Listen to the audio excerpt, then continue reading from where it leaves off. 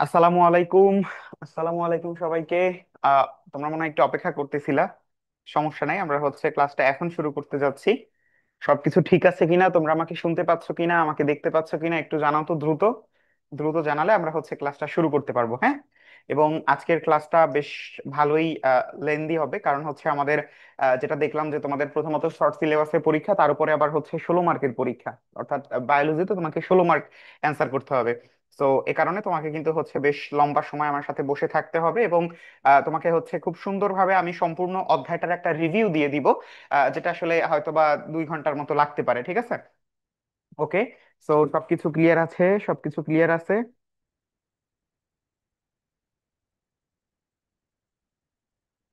সবকিছু আলহামদুলিল্লাহ ক্লিয়ার আছে। ঠিক আছে, তো আমাকে একটু বলো তো তোমরা কেমন আছো সবাই।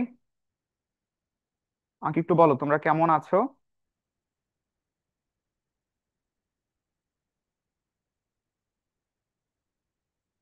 ওকে। আলহামদুলিল্লাহ আমিও ভালো আছি, আশা করি তোমরাও প্রত্যেকে ভালো আছো। এবং তোমাদের শেষ পরীক্ষা বা হচ্ছে যেটা তোমাদের মানে নিশ্চিন্তকরণ প্রক্রিয়া, মানে প্রক্রিয়া বলতে পারি আমরা, যেটা আসলে আমরা ন্যাশনালে পরীক্ষা দিব বেশিরভাগ ক্ষেত্রেই নিশ্চিত হওয়ার জন্য যে না, আমাদের জন্য হচ্ছে মানে নিশ্চিন্ততা থাকে আর কি, হ্যাঁ। বাট আমরা প্রত্যেকেই চেষ্টা করব সেকেন্ড টাইম বা থার্ড টাইম আমাদের হচ্ছে নার্সিং এর জন্য, এটাই হচ্ছে আমাদের মূল লক্ষ্য। আচ্ছা। তো আমরা ক্লাসটা শুরু করতে যাচ্ছি, তোমরা আমার পেছন দেখতে পাচ্ছ একদম সুন্দরভাবে। এতদিন এটা সাদা থাকলে তোমাদের চোখে একটু কষ্ট হতো, বাট ওইটা আজকে হচ্ছে আর হবে না, কারণ হচ্ছে এটা খুব ভালোভাবেই কালো করে দেওয়া হয়েছে। ওকে। আলহামদুলিল্লাহ ঠিক আছে, বাকি সবাই ভালো আছি। তাহলে হচ্ছে আমরা ক্লাসটা শুরু করতে যাচ্ছি। একদম প্রথমত তোমরা যদি একটু লক্ষ্য করো, তাহলে দেখবা যে আমরা কিন্তু এখানে আমাদের নোটটা ইনস্টল করিনি নাকি। ওয়েট, এই নোটটা ইনস্টল হোক, ততক্ষণে আমরা হচ্ছে একটু কথা বলি যে আমাদের কিন্তু মাথায় রাখতে হবে আমরা কিন্তু শর্ট সিলেবাসের অংশটুকু পড়তেছি, কারণ কি আমাদের বলে দিয়েছে যেটা শর্ট সিলেবাসে হবে। তো শর্ট সিলেবাসের বাইরেও একটু একটু পড়তে হতে পারে, সেটুকু আমি তোমাদেরকে বলে দিব কোন অংশটুকু পড়তে হবে। ওকে। আচ্ছা। একটু লক্ষ্য করো, প্রথমে কি আছে যে আমাদের কোষের গঠন, একদম প্রথম অধ্যায় হচ্ছে কোষের গঠন। এখন এইখানে আমাদের মানে মেজরিটি টাইমে আমরা হচ্ছে একটা প্রশ্ন দেখি যে নিচের কোনটি সবচেয়ে বড় কোষ, অথবা নিচের কোনটি মানবদেহের সব থেকে লম্বা কোষ, অথবা নিচের কোনটি মানবদেহের সব থেকে বড় কোষ। সো আমি যখন তোমাকে এই সুন্দরভাবে বলে দিয়েছি যে সব থেকে বড় কোষ হচ্ছে উট পাখির ডিম, সব থেকে বড় কোষ কি উট পাখির ডিম, এবং এটার একটা মেজারমেন্টও দিয়ে দিয়েছি যে 17 × 12.5 সেন্টিমিটার। এই জিনিসটা দেখা মাত্র তোমার এখন কি করতে হবে জানো, তোমাকে এখন খুঁটে খুঁটে একটু পড়তে হবে। কিরকম? কিরকম পড়তে হবে? এই যে দেখো, যে সবচেয়ে বড় কোষ যেহেতু উট পাখির ডিম, তাহলে তোমার এখানে পড়বা যে মানবদেহের সব থেকে লম্বা কোষ। মানবদেহের সব থেকে লম্বা কোষ এটা তুমি পড়বা। ঠিক আছে, মানবদেহের সব থেকে লম্বা কোষ কোনটা? Motor neuron, 1.37 metre. রাইট। আবার তুমি বলবা যে মানবদেহের সব থেকে বড় কোষ, তুমি বলবা কি? ডিম্বাণু। ঠিক আছে। আবার তুমি এরকম এরকম পড়তে পারো যে মানবদেহের সব থেকে বড় অঙ্গ কে? ত্বক। ওকে। সো এইভাবে তোমাকে একটু নিজের সদিচ্ছায় পড়তে হবে। আমি তোমাকে এখানে প্রত্যেকটা টপিকের জন্য একটা সুনির্দিষ্ট, কেননা একটা বইয়ে মানে তোমার একটা কি বলে সিরিয়ালের মধ্যে তো আর সবগুলা ইনক্লুড করা সম্ভব না। তো এই কারণে এই কাজটুকু তোমাকে করতে হবে। ঠিক আছে। আমি আশা করি তোমরা প্রত্যেকে এটা করতে পারবা। তাহলে সবচেয়ে বড় কোষ হচ্ছে উট পাখির ডিম, মানবদেহের সবচেয়ে লম্বা কোষ মোটর নিউরন, মানবদেহের সবচেয়ে বড় কোষ ডিম্বাণু, এবং মানবদেহের সব থেকে আমরা বলতে পারি কি, শেষ কথাটা কি বললাম, সব থেকে বড় অঙ্গ হচ্ছে আমাদের ত্বক। ওকে। আচ্ছা। এছাড়া আরো অ্যাড করতে পারো যে মানবদেহের সবচেয়ে বড় গ্রন্থি, এটা কি? এটা হচ্ছে আমাদের যকৃৎ। ইচ্ছা মতো তুমি হচ্ছে অ্যাড করতে পারো, কারণ তোমাকে 2 বছর 1 বছর ধরে আমরা প্রত্যেকটা জিনিস খুব ভালোভাবে পড়িয়ে ফেলছি, এখন এটার সাথে অ্যাড করা, এটার দায়িত্ব হচ্ছে তোমার। Very good. পরবর্তীতে দেখো যে জীবজগতের মধ্যে সবচেয়ে ক্ষুদ্রতম আদিকোষ, সবচেয়ে ক্ষুদ্রতম আদিকোষ এটাকে মাইকোপ্লাজমা গ্যালিসেপ্টিকাম। Very good. সর্বাপেক্ষা বড় বহুকোষী উদ্ভিদ কোষ, এটার নাম কি? এটার নাম হচ্ছে র্যামি। অর্থাৎ যেই সব জায়গা আমার পরীক্ষায় আসতে পারে সেগুলোকে তোমার খুব সুন্দরভাবে নোটিস করে দেয়া হয়েছে। এরপর দেখো যে কোষ আবিষ্কারক, একই সাথে কোষের আবিষ্কারক এবং একই সাথে কোষবিদ্যার জনক, কোষবিদ্যার জনক এটা তোমাকে জিজ্ঞেস করতে পারে যে সাইটোলজি, সাইটোলজির জনককে। তুমি জানো যে আমাদের রবার্ট হুক তিনি প্রথমবারের মতো আমাদের এই জিনিসটা আমাদের সামনে নিয়ে আসছেন। এখন কথা হচ্ছে যে এটার সাথে আমাদের আর কি পড়তে হবে, এটার সাথে আমাদের পড়তে হবে আধুনিক কোষবিদ্যার জনককে। আধুনিক কোষবিদ্যার জনক হচ্ছেন আমাদের কার্ল বি সোয়ানসন। রাইট। খুব সিম্পল, কিন্তু তোমরা এই এই যে আমি যে তোমার হচ্ছে ট্রিক্সটা বলতেছি, এই ট্রিক্সটা কিন্তু তোমরা ছোটবেলা থেকে মানে হচ্ছে আমাদের সাথে যুক্ত হওয়া থেকেই জানো। সো আশা করি কারোই হচ্ছে এটা নিয়ে কষ্ট হওয়ার কথা না। আচ্ছা, এরপর দেখো যে কোষীয় পদার্থকে প্রোটোপ্লাজম এই নামটা কে দেন। আমি তোমাদেরকে বলতাম না যে বিজ্ঞানীদের নাম আসলে আমাদের অ্যাডমিশনে খুব একটা বেশি গুরুত্ব সহকারে পড়তে হয় না, বাট দুইটা নাম আমাদেরকে এখান থেকে পড়তে হবে। এর মধ্যে একজন হচ্ছে এই লোকটা, তিনি কে? পার্কিনজে। এটা মনে রাখা কিন্তু খুব কঠিন কিছু না। দেখো, পথে প্রোটোপ্লাজম, পথে পার্কিনজে, শেষ। রাইট? যে কোষীয় পদার্থকে প্রোটোপ্লাজম এটার নাম কে দেন? পার্কিনজে। সহজ। আচ্ছা, এরপর দেখো মানবদেহে কোষের সংখ্যা কত, খুবই গুরুত্বপূর্ণ একটা প্রশ্ন। মানবদেহে কোষের সংখ্যা হচ্ছে প্রায় 100 ট্রিলিয়ন। 100 ট্রিলিয়ন, বা যেটাকে আমরা বলতে পারি 10^14 অর্থাৎ আমাদের দেহে টোটাল এই পরিমাণ কি আছে, এই পরিমাণ কোষ আছে। ওকে। এরপর দেখো, এই যেটাকে আমি বলতেছিলাম যে লম্বা কোষ, বড় কোষ, এটা উদাহরণ কিন্তু এখানে চলে আসছে। এই যে মানবদেহের সবচেয়ে লম্বা কোষ কোনটা? আমাদের মোটর নিউরন, যেটার দৈর্ঘ্য কত? 1.37 মিটার। এবং তোমরা যদি আমাদের প্রথম দিকের ক্লাস করে থাকো, তোমাদের বলেছিলাম মনে আছে যে আমাদের মোটর নিউরনের দৈর্ঘ্য যত, আমাদের যে মস্তিষ্ক আছে মস্তিষ্কের ওজনও তত, অর্থাৎ 1.37 কেজি। জিনিসটা খুব ইন্টারেস্টিং না? যে আমার সমগ্র শরীর তো এই মোটর নিউরনটাই কন্ট্রোল করতেছে। আবার আমাদের কন্ট্রোল করতেছে কার মাধ্যমে? মস্তিষ্কের মাধ্যমে। সো ওর যে দৈর্ঘ্য আর মস্তিষ্কের যে ওজন, দুইটা ইকুয়াল 1.37 কেজি, আবার হচ্ছে 1.37 মিটার। নাইস না ব্যাপারটা? আলহামদুলিল্লাহ। দেখো, সবচেয়ে বড় এককোষী উদ্ভিদ কোষ, এটার নাম কি? অ্যাসিটাবুলারিয়া নামক একটা শৈবাল। ঠিক আছে। সো এই প্রশ্নগুলো হচ্ছে খুব কমন হয়ে থাকে যে এককোষী শৈবাল, এককোষী উদ্ভিদ কোষ, বহুকোষী উদ্ভিদ কোষ, র্যামি একটু আগে দেখে আসলাম। আবার জিজ্ঞেস করতেছে এককোষী উদ্ভিদ কোষ কোনটা। সো এটা কি? এটা হচ্ছে আমাদের অ্যাসিটাবুলারিয়া নামক শৈবাল। ওকে। হ্যাঁ, হট সাজেশনটার সাথে সাথে এখানে যেটা দিব এটাও পড়ে ফেলবা। ঠিক আছে, এখানে আরেকটু মানে তোমার হট সাজেশন তো আছেই, তার সাথে এই জিনিসটা একটু অ্যাড করা হয়েছে, যাতে করে হচ্ছে তুমি মানে এক্সট্রা একটু বেনিফিট পাও। ওকে। আচ্ছা, গেল। এরপর দেখো প্রাইমারি কোষ প্রাচীরের উপাদান, অর্থাৎ আমরা জানি যে আমাদের যে কোষ প্রাচীর আছে, সেই কোষ প্রাচীরের যে প্রাইমারি বা প্রাথমিক, প্রাইমারি বা হচ্ছে কি প্রাথমিক, এই প্রাথমিক কোষ প্রাচীরের উদাহরণ কে? প্রাথমিক কোষ প্রাচীরের এটার উদাহরণ কে? মানে সরি, এটার গাঠনিক উপাদান কে কে? এটার গাঠনিক উপাদান হচ্ছে সেলুলোজ। এবার কিন্তু ভর্তি পরীক্ষায় আসছে সেলুলোজ সম্পর্কিত একটা প্রশ্ন আসছে না? রাইট? তো সেই সেলুলোজ সম্পর্কিত প্রশ্ন আসবে, কিন্তু এটা তোমাদের আমি হচ্ছে হট সাজেশনেও লিখে দিয়েছি, আবার হচ্ছে তোমাদেরকে পড়িয়েছি যে এখান থেকে কিন্তু প্রশ্ন আসার মতো। এটা বোঝাই যায়, অভিজ্ঞতার আলোকে তোমার বোঝাই যায় যে এই জায়গাটা খুবই গুরুত্বপূর্ণ। তার মানে তোমাকে এটা পরীক্ষায় মানে পড়ে পরীক্ষার হলে যেতে হবে। সেলুলোজ, হেমিসেলুলোজ এবং হচ্ছে গ্লাইকোপ্রোটিন, তিনটাই গুরুত্বপূর্ণ, মনে রাখবা। এবার দেখো, দুটি পাশাপাশি কোষের প্রোটোপ্লাজম যুক্ত থাকে প্লাজমোডেজমাটা দ্বারা। এটা হচ্ছে কি, যে দুইটা পাশাপাশি কোষের প্রোটোপ্লাজম একটা আমাদের এরকম সূক্ষ্ম নালিকা পথে যুক্ত থাকে, সেটার নাম হচ্ছে প্লাজমোডেজমাটা।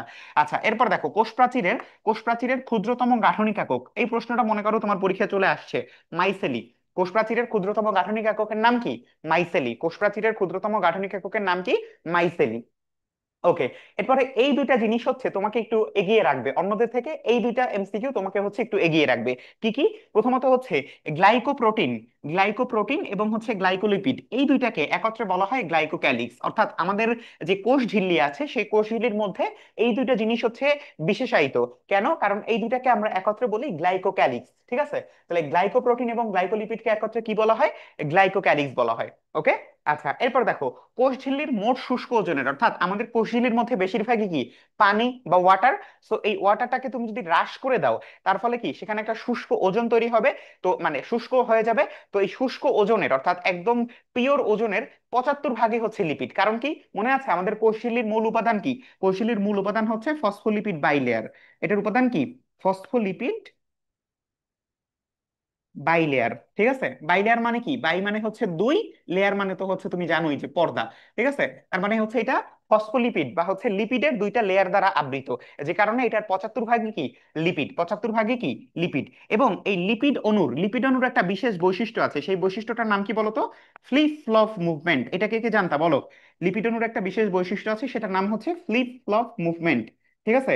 লিপিড অণুর একটা বিশেষ বৈশিষ্ট্যের নাম কি? Flip flop movement. অর্থাৎ এটা এমন ভাবে থাকে, মনে হয় এটা যেন সবসময় চলাচল করতেছে। এটাকে আমরা কি বলি? Flip flop movement. ঠিক আছে। Very good. তাহলে এই তথ্যগুলা কিন্তু অনেকগুলা তথ্য আমরা জাস্ট 14টা মানে হচ্ছে পড়ার মধ্যে পেয়ে গেছি। আশা করি এখান থেকে একটা এমসিকিউ থাকবে।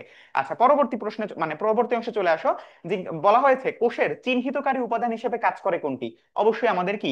গ্লাইকোক্যালিক্স। কোষের চিহ্নিতকারী একটা উপাদান হিসেবে কাজ করে কি? গ্লাইকোক্যালিক্স। গ্লাইকোপ্রোটিন এবং গ্লাইকোলিপিড, এই দুইজন একত্রিত হয়ে তৈরি করে কি? গ্লাইকোক্যালিক্স। ওকে। আচ্ছা, এরপর দেখো, প্লাজমা মেমব্রেনের আরো অনেকগুলো নাম আছে, মনে আছে তোমাদেরকে বলছিলাম যে আমাদের যে কোনো ভর্তি পরীক্ষার জন্য সবচেয়ে গুরুত্বপূর্ণ কোনটা, যে কোনো পরীক্ষার জন্য আমাদের সবচেয়ে গুরুত্বপূর্ণ কোনটা, সবচেয়ে গুরুত্বপূর্ণ হচ্ছে আমাদের কি বলতে পারি, আমাদের এই যে ভিন্ন নাম, কি নাম, ভিন্ন নাম। অর্থাৎ আমরা যত বেশি ভিন্ন নাম সম্পর্কে জানবো তত বেশি আমাদের জন্য সেগুলা উত্তর করা সহজ হবে। ঠিক আছে? কালারটা এখন ঠিক আছে? বুঝতে পারছো? নার্সিং এর মতো করেই না, আমি হচ্ছে তোমাদের এই যদিও আসলে এটা একদম এক্সাক্ট আমি বলতে পারবো না, কারণ হচ্ছে তোমার সর্বশেষ তোমার এই ভর্তি পরীক্ষা হয়েছিল 2013-14 সালে, হ্যাঁ। এবং 13-14 সালের প্রশ্ন আসলে আমি দেখলাম যে অন্যান্য ভার্সিটির মতোই একই ধরনের টাফ, একই ধরনের কঠিন। ঠিক আছে? অর্থাৎ হয় না যে তোমার অনেকে মনে করতে পারে যে জাতীয় বিশ্ববিদ্যালয়, জাতীয় বিশ্ববিদ্যালয়, বাট আমি এদের যে প্রশ্নটা দেখলাম সেই প্রশ্ন অনুযায়ী কিন্তু হচ্ছে বেশ ভালো এটা কঠিন ছিল 2013-14 সালে। তো প্রায় 10 বছর পর আবার নতুন করে হচ্ছে এটার তোমার হচ্ছে হচ্ছে। সো হুট করে আসলে বলা যাচ্ছে না যে নার্সিং এর মতো করে পড়লেই হবে নাকি হচ্ছে ভার্সিটির মতো করে পড়তে হবে। সো এই কারণে একটু কঠিনের দিকেই আমরা গিয়েছি, যাতে করে হচ্ছে পরীক্ষায় আসলে আমরা যেন হচ্ছে বিগড়ে না যাই। আর তোমরা তো দেখছো যে নার্সিং এর পরীক্ষাও কিন্তু এখন হচ্ছে ওই যে নার্সিং এর মতো আর নাই, এটা কি, এটা আরেকটু আপগ্রেড হয়েছে, আর একটু কঠিন হয়েছে, স্ট্যান্ডার্ড হয়েছে। ঠিক আছে? সো এই ভাবনাগুলো আমরা না ভাবি যে সহজ হবে নাকি কঠিন হবে, আমরা যেভাবে সাজাইছি এভাবে পড়তে থাকি। রাইট? ওকে, ভেরি গুড। সো প্লাজমা মেমব্রেনের অন্য নাম কি? বায়োমেমব্রেন। কি নাম? বায়োমেমব্রেন অথবা বায়োলজিক্যাল মেমব্রেন। ঠিক আছে? বায়োমেমব্রেন আর বায়োমেমব্রেন আর বায়োলজিক্যাল মেমব্রেন একই কথা। এবার দেখো, কোষ পর্দার ফ্লুইড মোজাইক মডেলের প্রস্তাবক, অর্থাৎ আমাদের এই যে প্লাজমা মেমব্রেনের যে fluid mosaic model, fluid mosaic model, এই ফ্লুইড মোজাইক মডেল আমরা পড়ছিলাম না যে কয়েকটা মডেলের কথা পড়ছিলাম, ওই যে রবার্টসনের ইউনিট মেমব্রেন হাইপোথেসিস, তারপরে অন্যান্য অনেকের অনেকগুলা মডেলের কথা বলছিলাম, তার মধ্যে ফ্লুইড মোজাইক মডেল এটা হচ্ছে গৃহীত হয়েছিল। এবং সেই গৃহীত হওয়া ফ্লুইড মোজাইক মডেলের মানে প্রস্তাবককে সিঙ্গার এবং নিকলসন। এই যে দেখো, আমাদের সাথে যুক্ত ছিল হচ্ছে 32 জন, এখন আছে কত, মানে জুমে 28 জন। সো বাকি যে 4 জন গেছে তারা হচ্ছে চলে গেছে, বা হচ্ছে কোনো কারণে তাদের ভালো লাগছে না, তাদের তো বলতে হবে যে এই কারণে ভালো লাগছে না, বা হ্যাঁ এইভাবে পড়ান, নাহলে কিন্তু হচ্ছেই হবে না। বাট আলটিমেটলি দেখা যাচ্ছে যে তারা আসলে জিনিসটা ক্লিয়ার করতে পারছে না, পরবর্তীতে পরীক্ষার হলে গিয়ে আটকে বসে থাকতেছে। সো এটাই হচ্ছে স্বাভাবিক নিয়ম, বুঝতে বুঝতে পারছো? ওকে। আচ্ছা, গেল। তারপরে দেখো, আইসবার্গ মডেল নামে পরিচিত আমাদের ফ্লুইড মোজাইক মডেল। তোমাদের এই জিনিসটা নিশ্চয়ই মনে আছে যে আমাদের ওই যে টাইটানিক মুভি তো আমরা সবাই দেখছি, রাইট? তো টাইটানিক মুভির মধ্যে কিন্তু আমরা এই জিনিসটা দেখছিলাম যে আমাদের আহ, কি বলে এটাকে, সাগরের মধ্যে কি থাকে, আইসবার্গ থাকে, বা হচ্ছে সাগরের মধ্যে উপরে থাকে অল্প একটু খণ্ড, বাট নিচে থাকে বিশাল আকৃতির একটা আইস বা বরফ। সো এই যে আমাদের মানে পানির মধ্যে এরকম একটা সিচুয়েশন, এই সিচুয়েশনটা আমাদের ফ্লুইড মোজাইক মডেলের সাথে মিলে কিভাবে, যে আমাদের চারোদিকে কি আছে, চারোদিকে আছে লিপিড, এর মাঝখানে মাঝখানে গ্রথিত থাকে হচ্ছে আমাদের প্রোটিন। অর্থাৎ চারোদিকে তোমার হচ্ছে লিপিড, তার মাঝখানে মাঝখানে আছে হচ্ছে প্রোটিন। এই জিনিসটাকে তারা মানে রিলেট করছে কার সাথে, রিলেট করছে হচ্ছে আমাদের এই যে তোমার ফ্লুইড মোজাইক মডেলের সাথে। সো এই কারণে আমরা এটাকে বলি হচ্ছে আইসবার্গ মডেল বা হচ্ছে ফ্লুইড মোজাইক মডেল। ব্যাপারটা খুবই নাইস। ওকে।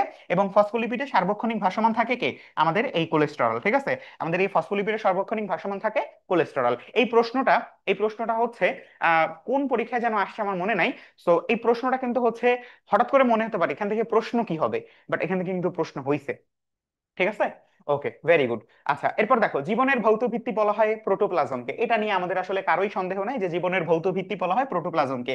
যদিও একটু পরে লেখা আছে জীবনের আণবিক ভিত্তি বলা হয় কাকে, বাট আমি তোমাদের থেকে এখনই জিজ্ঞেস করতে চাচ্ছি যে জীবনের আণবিক ভিত্তি বলা হয় কাকে, বলো।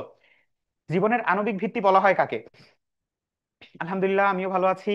আণবিক ভিত্তি বলা হয় কাকে, বলো। ভৌত ভিত্তি যদি আমাদের প্রোটোপ্লাজম হয় তাহলে আমাদের আণবিক ভিত্তি কি? আণবিক ভিত্তি বলতে আমরা কি বুঝতে পারি? আণবিক মানে কি বলতো? আণবিক মানে হচ্ছে কেমিক্যালি যা কিছু আছে তাই। আণবিক বলতে আমরা বুঝি কেমিক্যালি যা কিছু আছে তাই হচ্ছে আমাদের আণবিক।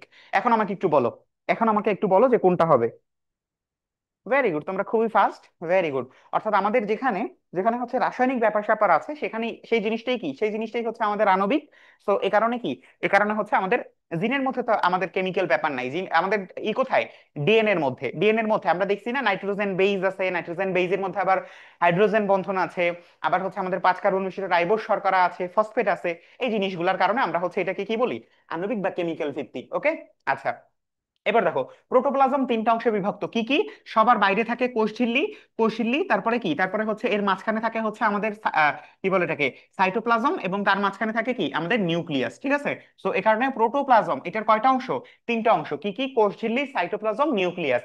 এবং এই যে সাইটোপ্লাজম এটার যে মাতৃকা আছে, এই মাতৃকা মানে কি? মাতৃকা মানে হচ্ছে যে এটার ম্যাট্রিক্স।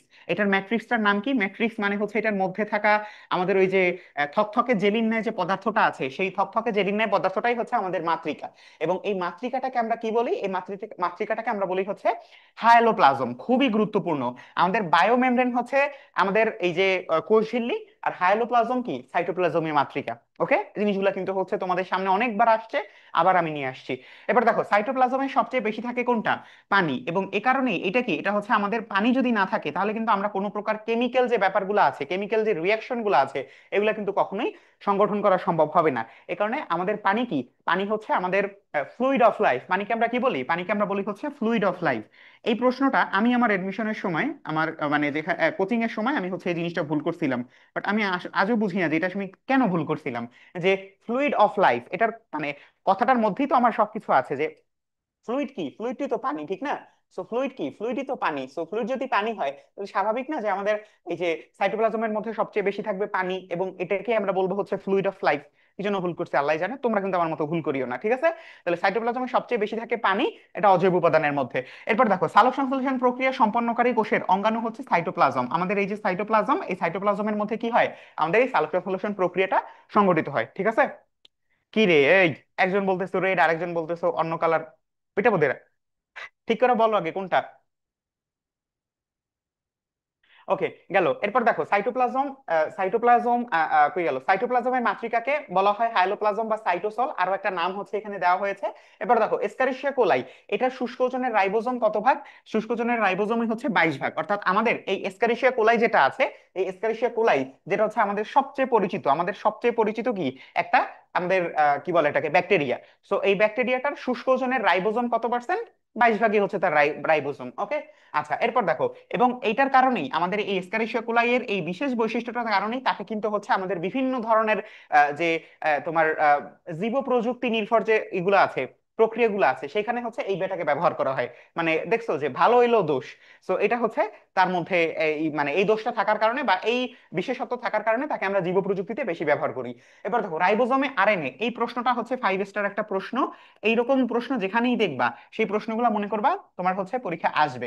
যে রাইবোজোমে আরএনএ এবং প্রোটিনের অনুপাত, একটু পরে তোমরা যখন হচ্ছে আবার দেখবা যে আমাদের ক্রোমোজোম এবং হচ্ছে নিউক্লিক অ্যাসিড এটার অনুপাত একটু পরে দেখবা, তখন হচ্ছে আমাদের এটা প্রয়োজন থাকবে, ঠিক আছে? সো রাইবোজোমে আরএনএ এবং প্রোটিনের অনুপাত 1:1।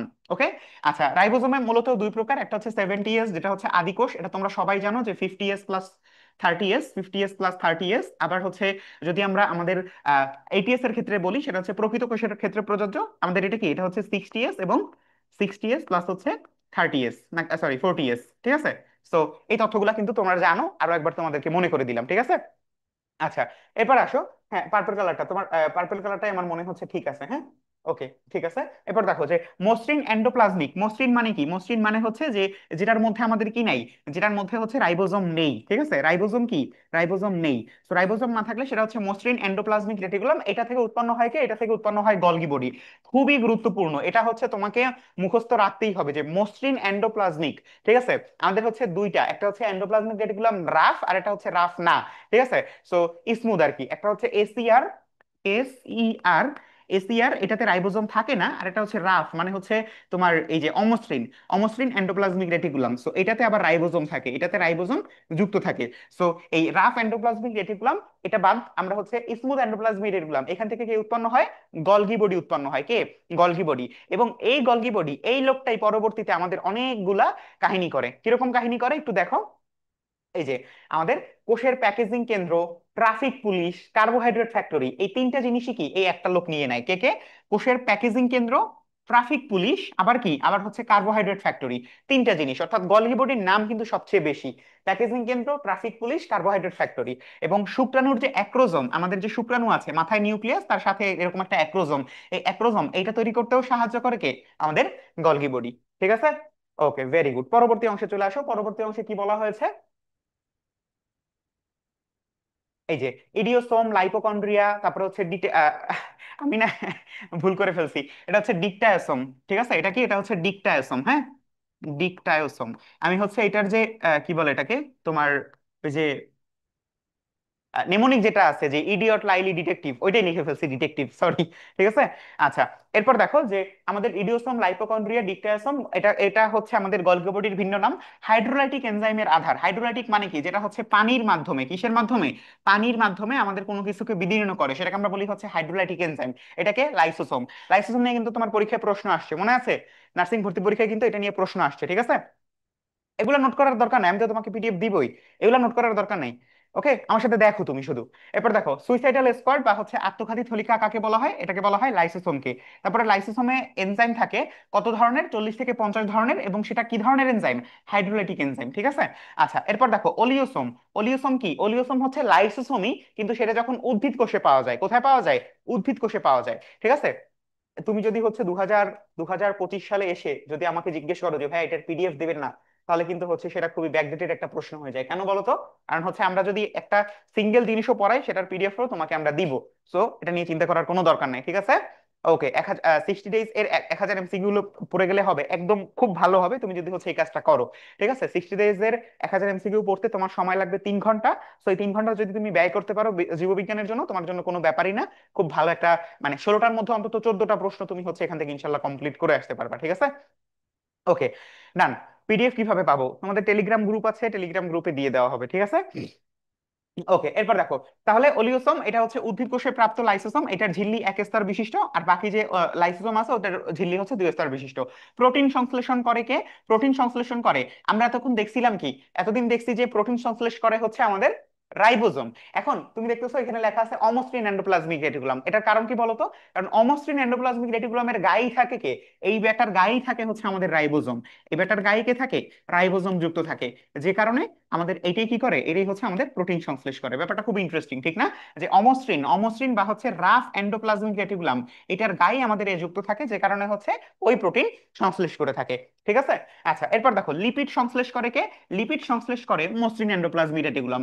এখন এখানে দুইটা জিনিস আছে, কয়টা জিনিস আছে, দুইটা জিনিস, একটা হচ্ছে এনজাইম কে করে, আর হরমোন কে করে। এই দুইটা জিনিস যার বইটা খুব ভালো করে পড়া আছে, এই দুইটা জিনিস যার বইটা খুব ভালো করে পড়া আছে, সে খুব ভালো বলতে পারবে যে এনজাইম কে তোমার হচ্ছে সংশ্লেষ করে, আর হরমোন কে সংশ্লেষ করে।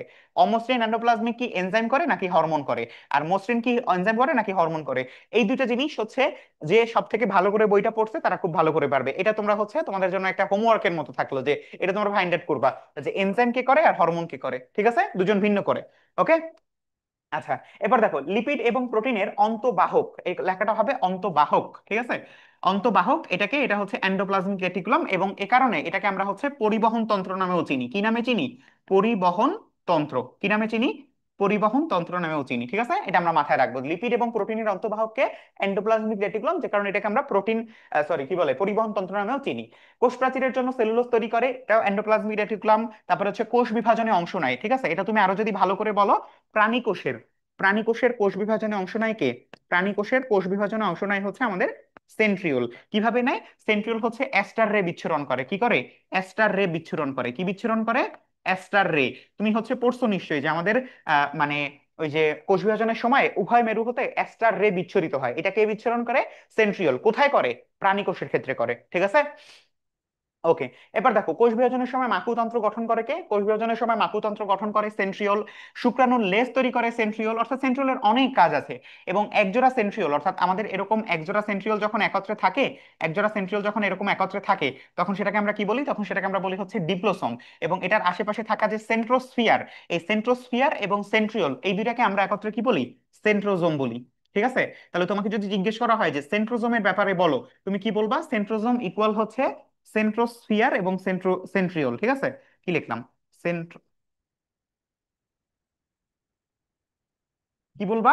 যে সেন্ট্রোজোম ইকুয়াল হচ্ছে সেন্ট্রিওল, সেন্ট্রিওল প্লাস কি, প্লাস হচ্ছে সেন্ট্রোস্ফিয়ার আর কি, হ্যাঁ। ক্লিয়ার? ওকে, ভেরি গুড। তাহলে একজোড়া সেন্ট্রিওল একসাথে থাকাকে বলা হয় ডিপ্লোসোম। ডিপ্লো মানে কি? ডিপ্লো মানে হচ্ছে দুই। ডিপ্লো মানে কি? ডিপ্লো মানে হচ্ছে দুই। ওয়েট, কোথাও আমি যাই নাই, এক সেকেন্ড দাঁড়াও।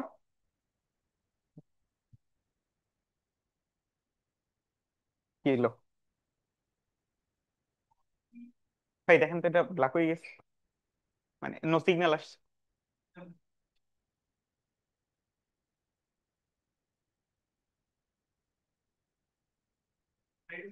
হুম। না।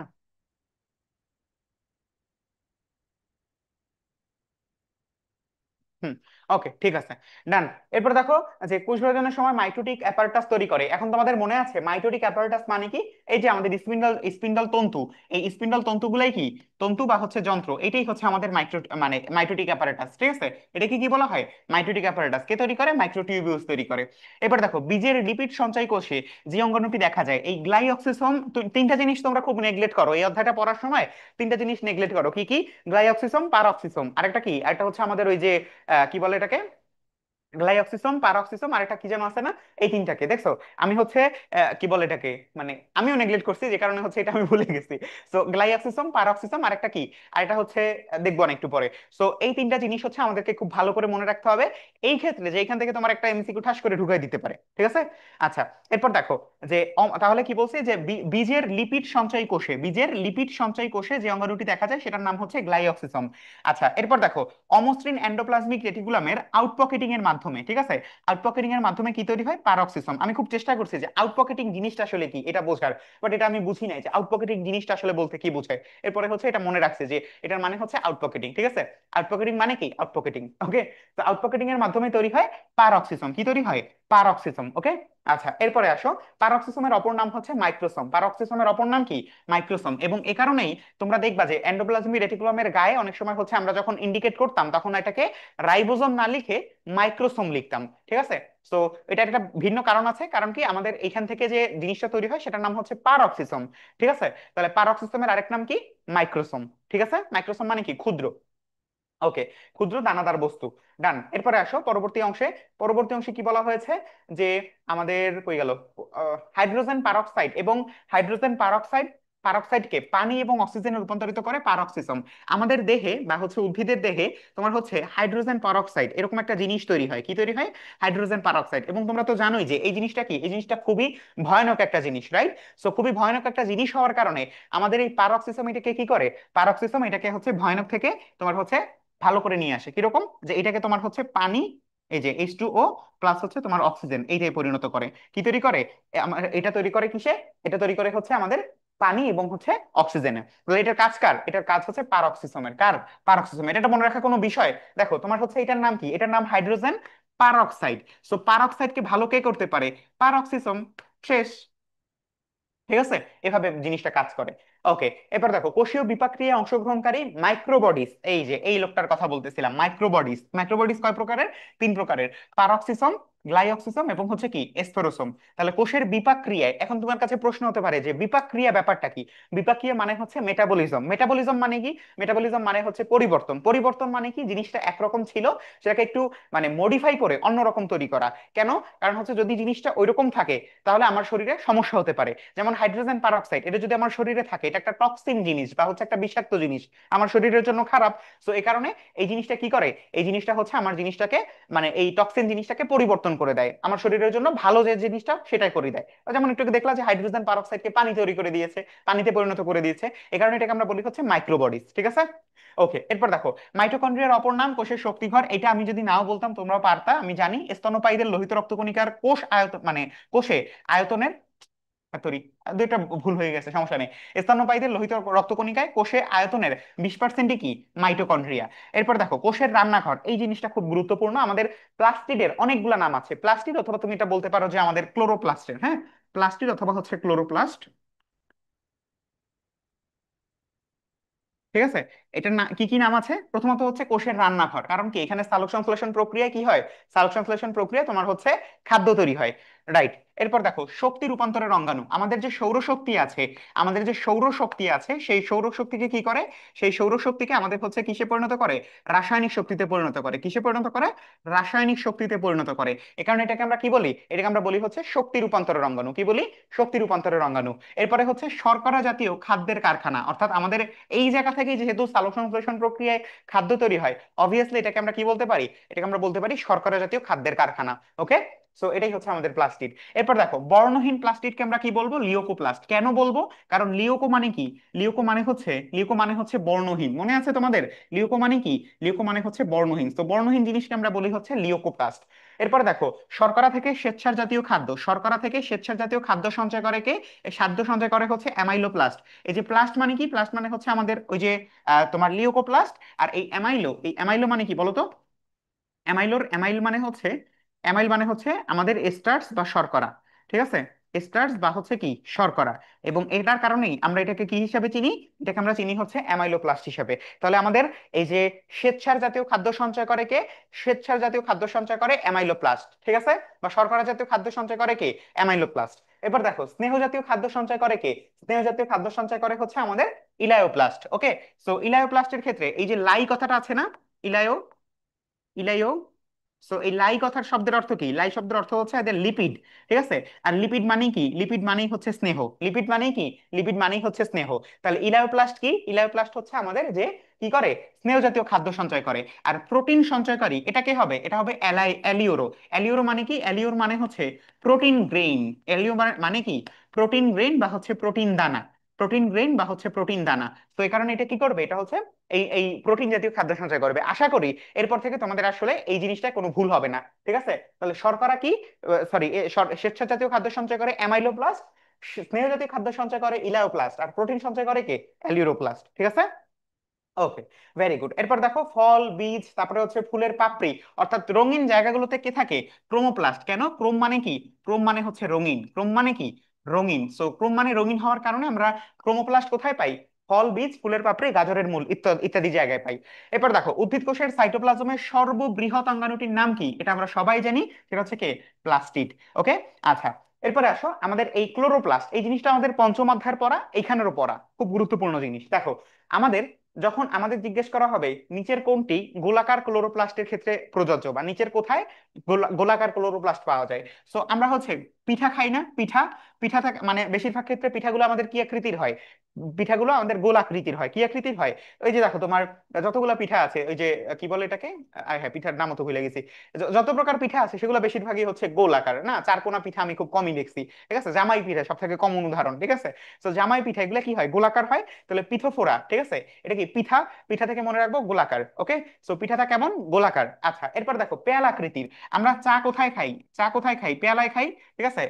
এত লজিক খোঁজা থাকবে না, এটা কি করতে হবে, আমাদের হচ্ছে মনে রাখতে হবে যে পেয়ালায় চা খাই। তো এই কারণে কি ক্যালামাইডোমোনাস, এটা কি আকৃতির? এটা আকৃতি হচ্ছে আমাদের পেয়ালা আকৃতির। ওকে, আচ্ছা। এরপর দেখো তারকা আকৃতির, জিগনেমা, ঠিক আছে? জিগনেমা ব্যাপারটা কি দেখো, জিগনেমা ব্যাপারটা হচ্ছে এরকম জিগজ্যাগ, ঠিক আছে, এরকম জিগজ্যাগ।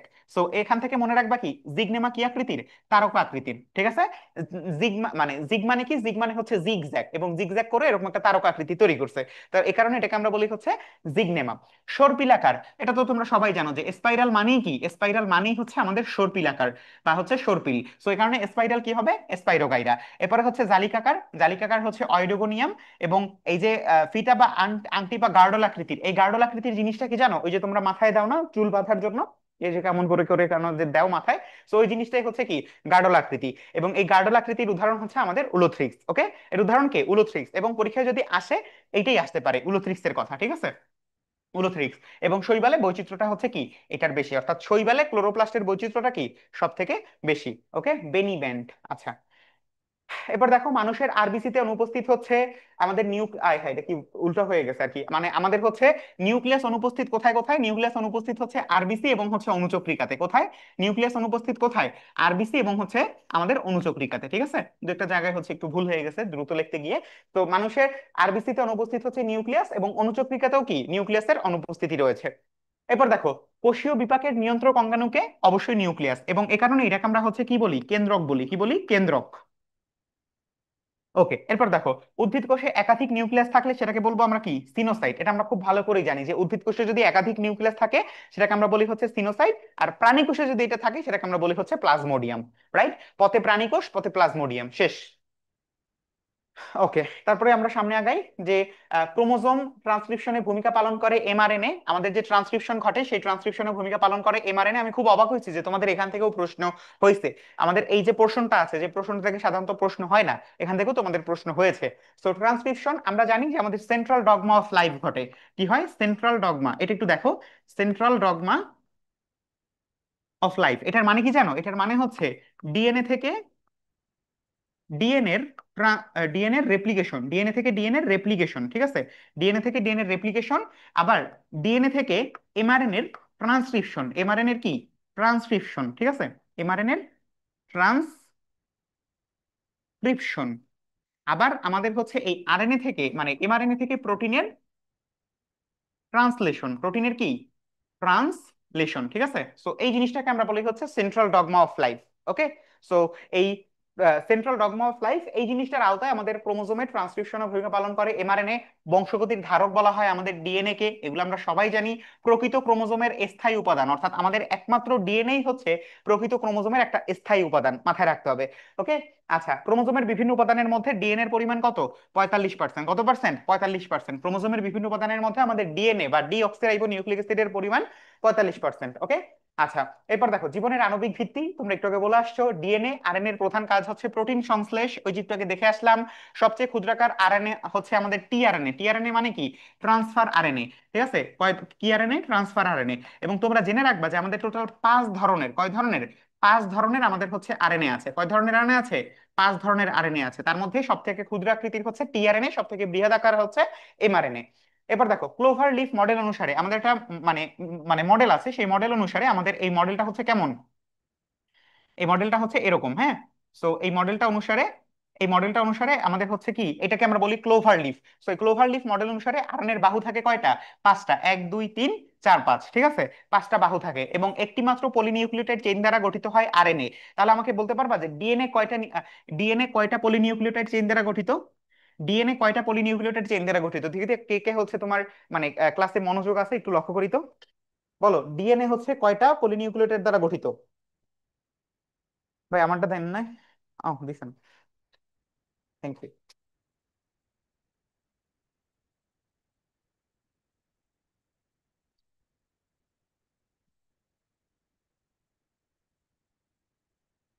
দুইটা, ভেরি গুড। তার মানে হচ্ছে মোটামুটি অনেকেই হচ্ছে আমাদের সাথে কি আছে, মানে হুজুগ, মানে জিতে কি বলে এটাকে, জেগে আছে, ঘুমায় যায় নাই। Very good. ওকে, তাহলে এটা কি? এটা হচ্ছে দুইটা পলিনিউক্লিওটাইড চেইন দ্বারা গঠিত এবং এটা আমাদের সামনে উপস্থাপন করছেন ওয়াটসন এবং ক্রিক, ঠিক আছে? আচ্ছা, এরপর দেখো, এবং এটাকে আমরা বলি কি? Double helix model. ডিএনএ টাকে আমরা কি বলি? Double helix model. Very good. Okay, সাইটোপ্লাজমে প্রায় 90% থাকে আরএনএ, নিউক্লিয়াসে প্রায় 10% থাকে আরএনএ, ঠিক আছে? তাহলে আমাদের সাইটোপ্লাজমে 90% থাকে কি? আমাদের আরএনএ। এটা হচ্ছে আমাদের মানে মানে 90% আরএনএ হচ্ছে সাইটোপ্লাজমে থাকে, এটা বুঝাইছে, বুঝতে পারছো? যে 90% আরএনএ থাকে কোথায়? সাইটোপ্লাজমে। আর নিউক্লিয়াসে প্রায় 10, মানে বাকি যে 10% আছে সেই 10% থাকে হচ্ছে নিউক্লিয়াসে। কথাটা তোমরা হচ্ছে হয়তো বা একটু মানে মিস আন্ডারস্ট্যান্ডিং হইতে পারে, বাট এটা বুঝে নিও। ওকে, আচ্ছা, এরপর দেখো রেপ্লিকেশন কমপ্লেক্স বা রেপ্লিসোমের প্রধান এনজাইম হচ্ছে ডিএনএ পলিমারেজ। ডিএনএ এর ক্ষতি করতে পারে ইউভি রশ্মি। এমআরএনএ ট্রান্সক্রিপশন এবং প্রসেসিং এটা ঘটে কোথায়? নিউক্লিয়াসে। কিন্তু আমাদের যে প্রোটিনটা তৈরি হয়, এই প্রোটিনটা কোথায় হয়? প্রোটিনটা কিন্তু হয় হচ্ছে সাইটোপ্লাজমে। প্রোটিনটা কোথায় তৈরি হয়? প্রোটিনটা কিন্তু তৈরি হয় সাইটোপ্লাজমে, ঠিক আছে? কোথায়? সাইটোপ্লাজমে। এবার দেখো এমআরএনএ ট্রান্সলেশন হয় সাইটোপ্লাজমে, এই একই কথা আবার লিখলাম কেন? এমআরএনএ ট্রান্সক্রিপশন এবং প্রসেসিং হয় নিউক্লিয়াসে। ওকে, দুইবার চলে আসছে, সমস্যা নেই। এবার দেখো জিন মিউটেশনের এককে, জিন মিউটেশনের একক হচ্ছে মিউটন, আর কার্যের একক হচ্ছে সিস্ট্রন। তোমাদের বলছিলাম না যে সিস মানে কি? সিস মানেই হচ্ছে প্রক্রিয়া। সিস মানেই কি? সিস মানেই হচ্ছে প্রক্রিয়া। সো সিস মানে যদি প্রক্রিয়া হয়, তাহলে এই প্রক্রিয়া মানেই কি? প্রক্রিয়া মানেই হচ্ছে কার্য। তাহলে আমাদের কার্যের একক কে হবে? সিস্ট্রন হবে, ঠিক আছে? কে হবে? সিস্ট্রন হবে। এছাড়া বাকিগুলো তুমি এমনি বলতে পারবা, যেমন রেপ্লিকন, ডিএনএ অনুলিপন। অনুলিপন মানে কি? রেপ্লিকেশন। অনুলিপন মানে কি? রেপ্লিকেশন। সো রেপ্লিকেশন কি? রেপ্লিকেশন হচ্ছে রেপ্লিকন, মানে রেপ্লিকন কি? ডিএনএ রেপ্লিকেশন নিয়ন্ত্রণকারী। রেকন, রেকন মানে কি? রিকম্বিনেশনের একক। এটা এমনিতেই তুমি হচ্ছে বুঝতে পারবা, ঠিক আছে? সহজ একটা জিনিস, খুব ভালোভাবেই হচ্ছে কমপ্লিট হয়ে গেল। এর মাধ্যমে আমরা 80টা ইসের মাধ্যমে সম্পূর্ণ অধ্যায়টাকে একবার এট এ গ্লান্স দেখে ফেলছি। এখন যদি তুমি জাস্ট একবার পুরো অধ্যায়টা একবার চোখে চোখে দেখো, অথবা একবার যদি তোমার চোখে নাও দেখতে ইচ্ছা করে, তুমি যদি হচ্ছে একটু হট সাজেশনটা দেখো, তোমার জন্য জিনিসটা অনেক বেশি সহজ হয়ে যাবে, আমি তোমাকে প্রমিস করতেছি। ওকে, আচ্ছা, কোষ বিভাজনের কাছে চলে আসো। কোষ বিভাজন আমার পড়তে বেশি সময় লাগবে না, কারণ এগুলো মোটামুটি আমরা সবাই একবার দুইবার পড়ে ফেলছি। যে প্রথম কোষ বিভাজন লক্ষ্য করেন আমাদের ওয়াল্টার ফ্লেমিং। কোথায় দেখেন? সামুদ্রিক সালামান্ডার কোষ ট্রাইটুরাস ম্যাকুলোসাই। কোথায়? ট্রাইটোরাস ম্যাকুলোসাই। যে সকল কোষ দ্রুত বিভাজিত হয় তাদেরকে আমরা কোথায় কোথায় দেখি? মূল এবং কাণ্ডের শীর্ষ, মেরিস্টেম। মেরিস্টেম মানে কি? মেরিস্টেম মানে হচ্ছে ভাজক। মেরিস্টেম মানে কি? মেরিস্টেম মানে হচ্ছে ভাজক, ঠিক আছে, ভাজক কোষে দেখি। তারপরে হচ্ছে আমাদের এখানে আর একটা জিনিস পড়তে হবে, যে যে সকল কোষে কখনো বিভাজন হয় না। যে সকল কোষে কি হয় না? বিভাজন হয় না, এটা একটু আমাদেরকে পড়তে হবে, যে বিভাজন হয় না। এটা পড়ার দায়িত্ব কার? এটা পড়ার দায়িত্ব হচ্ছে তোমার। যেমন হচ্ছে আমাদের পেশি কোষ, তারপরে হচ্ছে আমাদের স্নায়ু কোষ, তারপরে হচ্ছে আমাদের আরবিসি, এইসব জায়গায় কি, এইসব জায়গায় হচ্ছে কখনো আমাদের বিভাজন হয় না। তাহলে বিভাজন হয় না আর হচ্ছে দ্রুত বিভাজিত হয়, দুটো জিনিস সহজ জিনিস। ওকে, পরবর্তী দেখো, কোষের স্বাভাবিক মৃত্যুকে আমরা কি বলি? কোষের স্বাভাবিক মৃত্যুকে আমরা বলি হচ্ছে অ্যাপপ্টোসিস বা প্রোগ্রামড সেল ডেথ। আরেকটা জিনিস আছে, সেটা হচ্ছে আমাদের যদি মানে পুষ্টির অভাবে মৃত্যু হয় অথবা বিষক্রিয়ায় মৃত্যু হয়, তখন সেটাকে আমরা কি বলি? সেটাকে আমরা বলি হচ্ছে নেক্রোসিস। দুইটা মৃত্যু, অ্যাপপ্টোসিস স্বাভাবিক মৃত্যু, আর যদি বিষক্রিয়ায় মৃত্যু হয় তাহলে সেটাকে আমরা বলি হচ্ছে নেক্রোসিস। সহজ কথা, ঠিক আছে। আচ্ছা, এবার দেখো, প্রত্যক্ষ কোষ বিভাজনকে অ্যামাইটোসিস। তাহলে প্রত্যক্ষ কোষ বিভাজন যদি অ্যামাইটোসিস হয়, তাহলে সমীকরণিককে, সমীকরণিককে আর হচ্ছে রাসমূলককে বলো।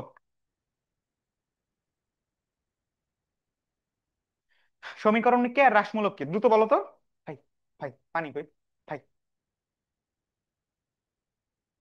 সমীকরণিককে আর হচ্ছে রাসমূলককে বলো।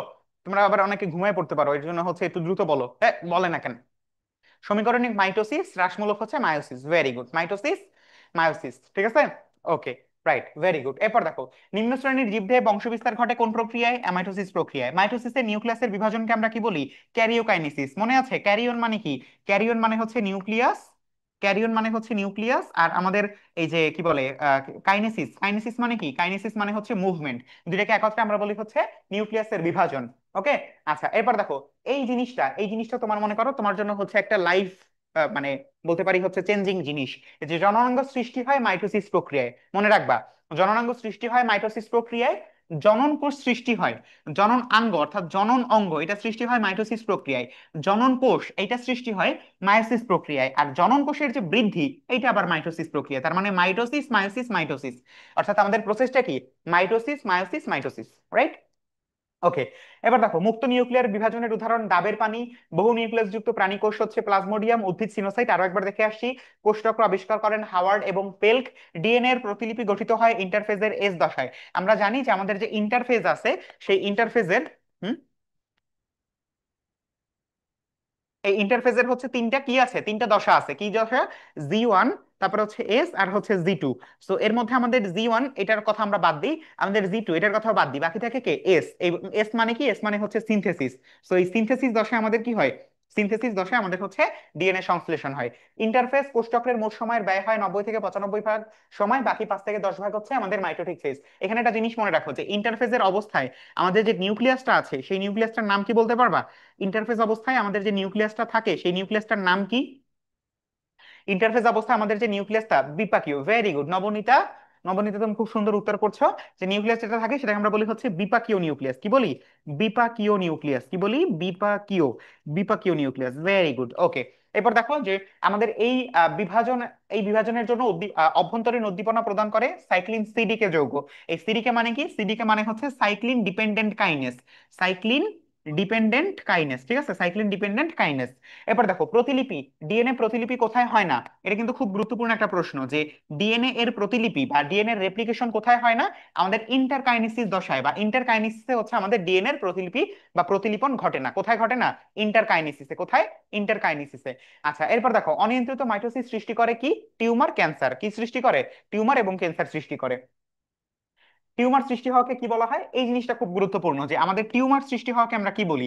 দেখো, আমি তোমাকে যদি বলি যে আমাদের অনকোজিন, হ্যাঁ, এই অনকোজিন কি করে বলতো? অনকোজিন হচ্ছে আমাদের কোষচক্র নষ্ট করে। কি করে? কোষচক্র বিনষ্ট করে। হ্যাঁ, কোষচক্র কি করে? বিনষ্ট করে।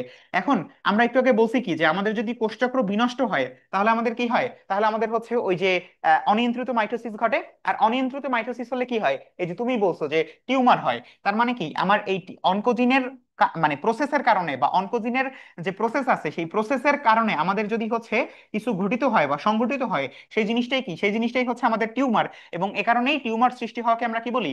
অনকোজেনেসিস। সিস মানে কি? সিস মানে হচ্ছে প্রক্রিয়া। তার মানে অনকোজিনের প্রক্রিয়ার মাধ্যমে আমাদের যে তোমার হচ্ছে রোগটা হয়, সেটাই হচ্ছে আমাদের টিউমার, বা সেই প্রক্রিয়াটাকে আমরা কি বলবো? অনকোজেনেসিস। ওকে, এই যে কোষচক্র বিনষ্টকারী জিন হচ্ছে অনকোজিন, ক্যান্সার রোগ সৃষ্টিতে সহায়তা করে প্যাপিলোমা ভাইরাস। তারপরে হচ্ছে এমআই উচ্চমান নির্দেশ করে দ্রুত বর্ধনশীল টিউমার। মাইটোসিসের সবচেয়ে দীর্ঘস্থায়ী ধাপকে প্রোফেজ, স্বল্পস্থায়ী ধাপ হচ্ছে প্রোমেটাফেজ। মেটাকাইনেসিস, মেটাকাইনেসিসের কথা নিশ্চয়ই তোমার মনে আছে, ওই যে আমাদের কি বলা যেতে পারে যে আমাদের ক্রোমোজোম গুলার বিষুবীয় অঞ্চলে বিন্যস্ত হওয়ার প্রক্রিয়াটাকে আমরা হচ্ছে মেটাকাইনেসিস বলি মেটাফেজ দশায়। এখন মেটাফেজ দশায় বাকি যে প্রসেস গুলো ঘটে এগুলো পড়ার দায়িত্ব কার? তোমার। কন্ডেনসেশন, সুপার কয়েলিং, এই পড়ার দায়িত্ব কার? তোমার। ওকে। এবং শেষ পর্যায়ে এখানে তুমি দেখবা যে আমাদের একদম শেষ পর্যায়ে অর্থাৎ মেটাফেজের শেষ দিকে আমাদের সেন্ট্রোজোমের কি হয়, সরি সেন্ট্রোমিয়ারের বিভক্ত হয়। কি হয়? সেন্ট্রোমিয়ারের বিভক্ত হয়। সো এই সেন্ট্রোমিয়ারের বিভক্ত হয় কখন? মেটাফেজে। আর আমাদের নতুন ক্রোমাটিড সৃষ্টি হয় কখন? অ্যানাফেজে। এই জিনিসগুলো কিন্তু হচ্ছে অনেকবার পড়াইছি, বাকিটুকু দায়িত্ব তোমার। সো মাইটোসিসের গতি পর্যায়ে এটা হচ্ছে আমাদের অ্যানাফেজ। বিভাজনের সময় অ্যাস্টারের বিচ্ছুরণ করে সেন্ট্রিওল, শুধুমাত্র প্রাণী কোষে। তারপর হচ্ছে ক্রোমোজোমের সেন্ট্রোমিয়ার সংযুক্তকারী তন্তুকে আমরা কি বলি? Fraction fibre. জীবসমূহের মধ্যে যে বৈচিত্র্য সৃষ্টি এটার জন্য আমাদের মূল কারণটাকে মায়োসিস। মনে রাখবা যে আমাদের জীবসমূহের মধ্যে যে বৈচিত্র্য সৃষ্টি হচ্ছে এটার কারণ কার? মায়োসিস। কেন? ওই যে আমাদের রাশিমূলক বিভাজনের মাধ্যমে এটা হচ্ছে, এ কারণে। ঠিক আছে। সো এজন্য আমরা বলতেছি যে জীবসমূহের মধ্যে যে বৈচিত্র্য সৃষ্টির প্রধান উপায় এটা কার মাধ্যমে হয়? মায়োসিসের মাধ্যমে। ঠিক আছে। এবং এটার একটা বোঝার একটা ভালো উপায় হচ্ছে তোমার পিতা থেকে আসে কি? পিতা থেকে আসে এক সেট, আবার হচ্ছে মাতা থেকে আসে এক সেট। সো মাতা থেকে এবং পিতা থেকে দুইটা ভিন্ন, মানে সরি, এই দুইটা মিলিত হয় তোমার হচ্ছে নতুন তুমি তৈরি হও। তার মানে কি তোমার ওরও মানে মাতারও কিছু থাকে, পিতারও কিছু থাকে, দুইটা মিলিত হয়ে নতুন আরেকটা জিনিস সৃষ্টি হয়। এ কারণে বলা হয়েছে বৈচিত্র্য সৃষ্টির প্রধান উপায় কি? মায়োসিস। ওকে। আচ্ছা, এরপর দেখো ক্রোমোজোম সংখ্যা, এই দুইটা জিনিস তোমাকে আমি বলতে পারি যে তোমার জন্য আবার একটা জীবন রক্ষাকারী জিনিস। ঠিক আছে। কি কি? দেখো, তোমাকে যখন বলা হবে ক্রোমোজোম সংখ্যা ধ্রুব রাখে, মানে কি? যে তোমার শরীরেও 46টা, আর তোমার পিতার শরীর বা হচ্ছে মাতার শরীরেও 46টা। সো এটা কি কনস্ট্যান্ট আছে না? কনস্ট্যান্ট অর্থাৎ ধ্রুব। এই ধ্রুব কি, এই ধ্রুবটা রাখে কে? এই ধ্রুবটা রাখে হচ্ছে আমাদের মায়োসিস। আবার এইটার কারণেই প্রজাতির যে স্বকীয়তা, অর্থাৎ মানে বাঘের ছেলে বাঘই হবে, মানুষের ছেলে অবশ্য মানুষ নাও হতে পারে, ওইটা আবার ভিন্ন বিষয়। মানে বাট আকার আকৃতি বা হচ্ছে মানে পরিচিতি তো মানুষ, রাইট? সো এ কারণে আমাদের এই যে প্রজাতির যে স্বকীয়তা, মানুষ বা হোমোস্যাপিয়েন্স এর মতোই হচ্ছে এই ব্যাপারটা ধ্রুব রাখে কে বা স্বাভাবিক রাখে? মায়োসিস। কিন্তু আবার আমার দেখো যে ক্রোমোজোম সংখ্যার সমতা, ক্রোমোজোম সংখ্যার সমতা বা গুণগত বৈশিষ্ট্য, গুণগত বৈশিষ্ট্য মানে কি? আমাদের হাত পায়ের ব্যাপারগুলা, এই হাত পায়ের যে স্থিতিশীলতা, এটা রক্ষা করে কে? এটা রক্ষা করে হচ্ছে আমাদের মাইটোসিস। ঠিক আছে। ব্যাপারটা কিন্তু খুবই ইজি। এবার দেখো ডিপ্লয়েড জনন মাতৃকোষ বিভাজিত হয়, আমাদের ডিপ্লয়েড জনন মাতৃকোষ অর্থাৎ আমাদের এই যে ডিপ্লয়েড, এই ডিপ্লয়েডটা জনন মাতৃকোষটা বিভাজিত হয়ে আমাদের কিসে পরিণত হয়? আমাদের হচ্ছে এই যে হ্যাপ্লয়েডে পরিণত হয়। সো এটার কথা বলছে, এটা বিভাজিত হয় কার মাধ্যমে? বিভাজিত হয় হচ্ছে আমাদের মায়োসিস প্রক্রিয়ায়। ক্রোমোজোমের পোলারাইজড বিন্যাস ঘটে কোথায়? প্রাণী কোষে ঘটে। এবং সেটা কোন উপদশায়? সেটা হচ্ছে আমাদের লেপ্টোটিন উপদশায়। তারপরে প্রতিটি জোড় বাঁধা ক্রোমোজোম জোড়াকে বলা হয় বাইভ্যালেন্ট। কোন প্রক্রিয়ায় বাইভ্যালেন্ট হয়? সিনাপসিস প্রক্রিয়ায়। কোথায় ঘটে? জাইগোটিনে ঘটে। ঠিক আছে। আচ্ছা, এরপর দেখো এখানে একটা জিনিস লেখা হয় না, যেটা হচ্ছে আমাদের লেখা আসলে ফরজ, সেটা হচ্ছে যে কি বলতে পারি, আমাদের যে ইটা আছে না, এটার নাম কি? আমাদের যে প্যাকাইটিন উপদশা, প্যাকাইটিন উপদশা আমাদের কি কি হয়? প্যাকাইটিন উপদশায় প্রথমত হচ্ছে আমাদের এখানে টেট্রাড সৃষ্টি হয়। So tetrad. তারপরে হচ্ছে আমাদের এখানে কি সৃষ্টি হয়? এখানে আমাদের হচ্ছে কায়াজমা সৃষ্টি হয়, প্লাজমাটা সৃষ্টি হয়। এবং এখানে কি হয়? এখানে ক্রসিং ওভার ঘটে। কি ঘটে? ক্রসিং ওভার ঘটে। সো এই তিনটা জিনিস হচ্ছে আমাদের একত্রে কোথায় ঘটে? প্যাকাইটিন উপদশায় ঘটে। মনে রাখতে হবে, পড়তে হবে। ঠিক আছে। ওকে, ভেরি গুড। এবার দেখো যে মানুষের শুক্রাশয় মায়োসিস এক, এটার বিভাজন প্রক্রিয়ার সময়কাল হচ্ছে কি? 1 মাস। কয় মাস? 1 মাস। এবারে ক্রোমোজোমের ডিএনএর পরিমাণ দ্বিগুণ হয় কোথায়? লেপ্টোটিন উপধাপে। তারপরে হচ্ছে আচ্ছা, এটা হচ্ছে এটা একটু ভুল হয়েছে মনে হয় না? ডিএনএ এর পরিমাণ দ্বিগুণ হয়, এটা এটা একটু স্কিপ করো তো, এটা হচ্ছে কি বুঝাইছে? একটু স্কিপ করো। হ্যাঁ, এটা হচ্ছে স্কিপ স্কিপ। ওকে, এটা পরে দেখতেছি। আচ্ছা, এরপর দেখো কাজমা গঠিত হয় কোথায়? কাজমার সাথে আমাদের অন্যান্য যে জিনিসগুলো আছে সেগুলো কি? সেগুলো হচ্ছে আমাদের এই যে কাজমা, টেট্রাড, ক্রসিং ওভার মাত্রই দেখলাম, সেটা কোথায়? এটা হচ্ছে আমাদের প্যাকাইটিন উপপর্যায়ে। ওকে। আচ্ছা, ভেরি গুড। ওকে, পরবর্তী অংশে আমরা চলে যাই। পরবর্তী অংশে কি বলা হয়েছে? পরবর্তী অংশে আমরা সম্ভবত আমাদের অণুজীব অধ্যায় শুরু করব। এই যে দেখো, অণুজীব। সর্বপ্রথম টোবাকো মোজাইক রোগের কথা কে বলেন? আমাদের অ্যাডলফ মায়ার। অ্যাডলফ মায়ার সর্বপ্রথম কি আমাদের টোবাকো মোজাইক রোগ বা হচ্ছে টোবাকো মোজাইক ভাইরাসের আক্রমণে যে আমাদের টোবাকো মোজাইক রোগ হতে পারে এটার কথা আমাদের বলেন অ্যাডলফ মায়ার। হেপাটাইটিস সি, এটাকে আমরা কি হিসেবে চিনি বলতো? এটাকে আমরা চিনি হচ্ছে আমাদের তুষের আগুন। কি বলি এটাকে? তুষের আগুন। ঠিক আছে। তো তুষের আগুন হচ্ছে আমাদের হেপাটাইটিস সি। এটা আবিষ্কার করেন হচ্ছে হারভেজে অল্টার। এবং এইটার কারণে উনি কিন্তু 2020 সালে, কত সালে? 2020 সালে 2020 সালে কি করছে বলো তো? 2020 সালে হচ্ছে নোবেল পুরস্কার পান কে? আমাদের এই হারভেজে অল্টার। কেন? হেপাটাইটিস সি আবিষ্কার করার কারণে। ঠিক আছে। আচ্ছা, এরপর দেখো তুষের আগুন বা নীরব ঘাতক, ভেরি গুড।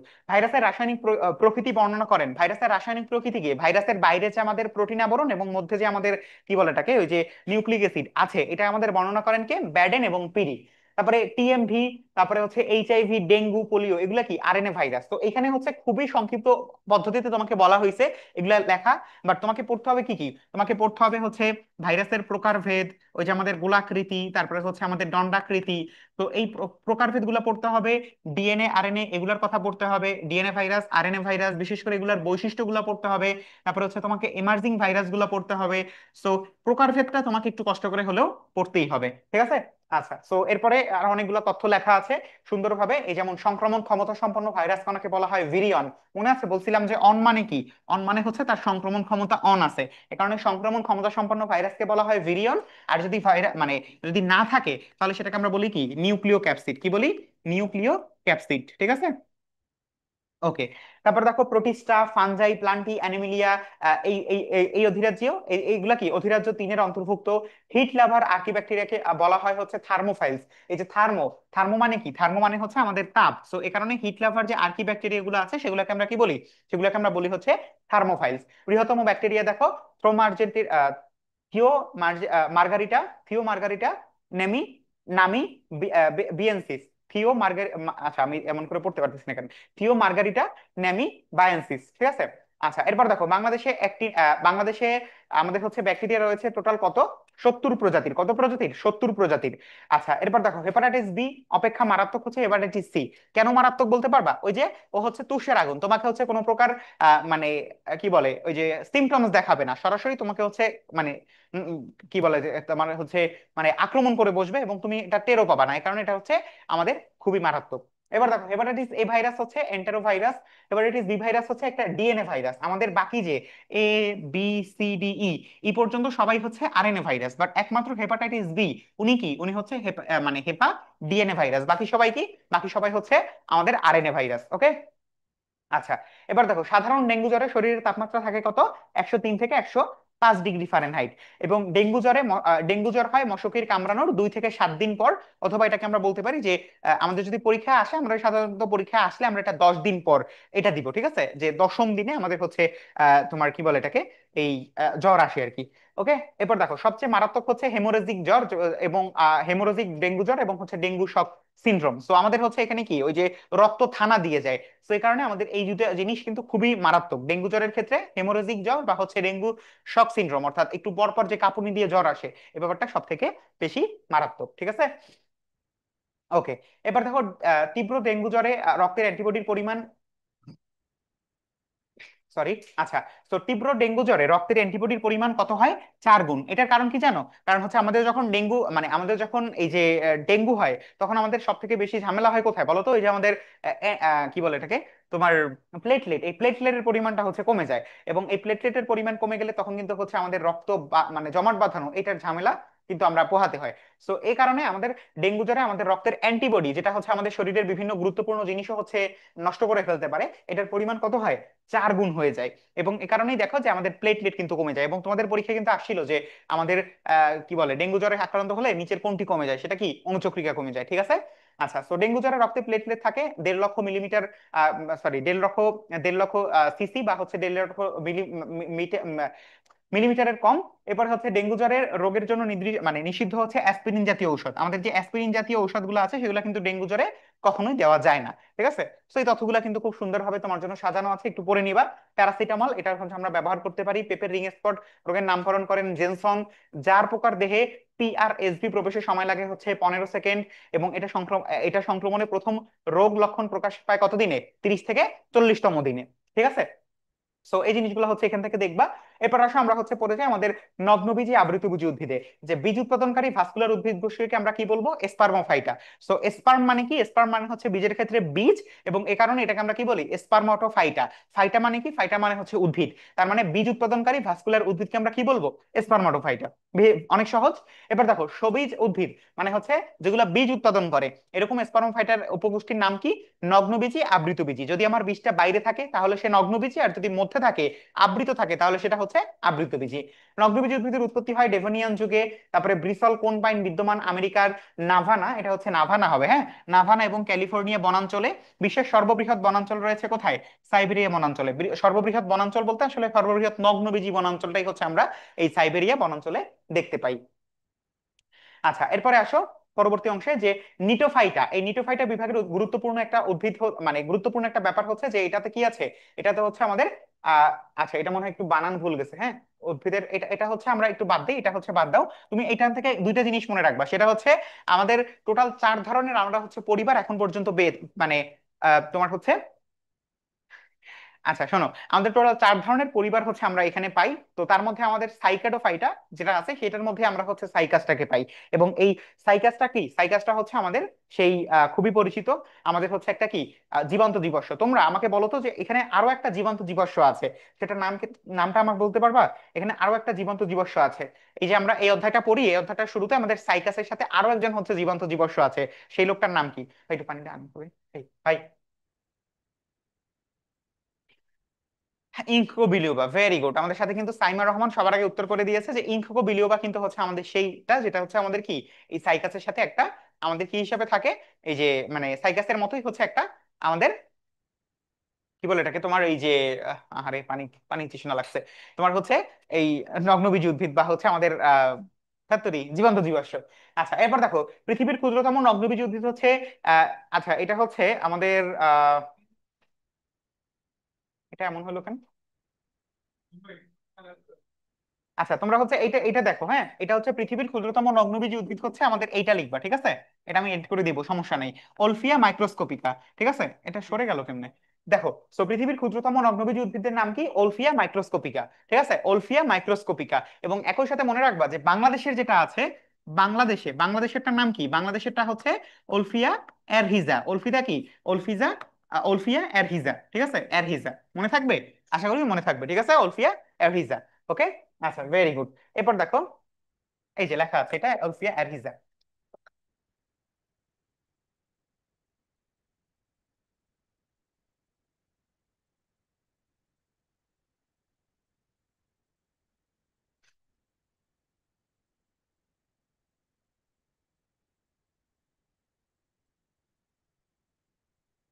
আচ্ছা, উপরটা কি নগ্নবীজির কথা লেখা ছিল?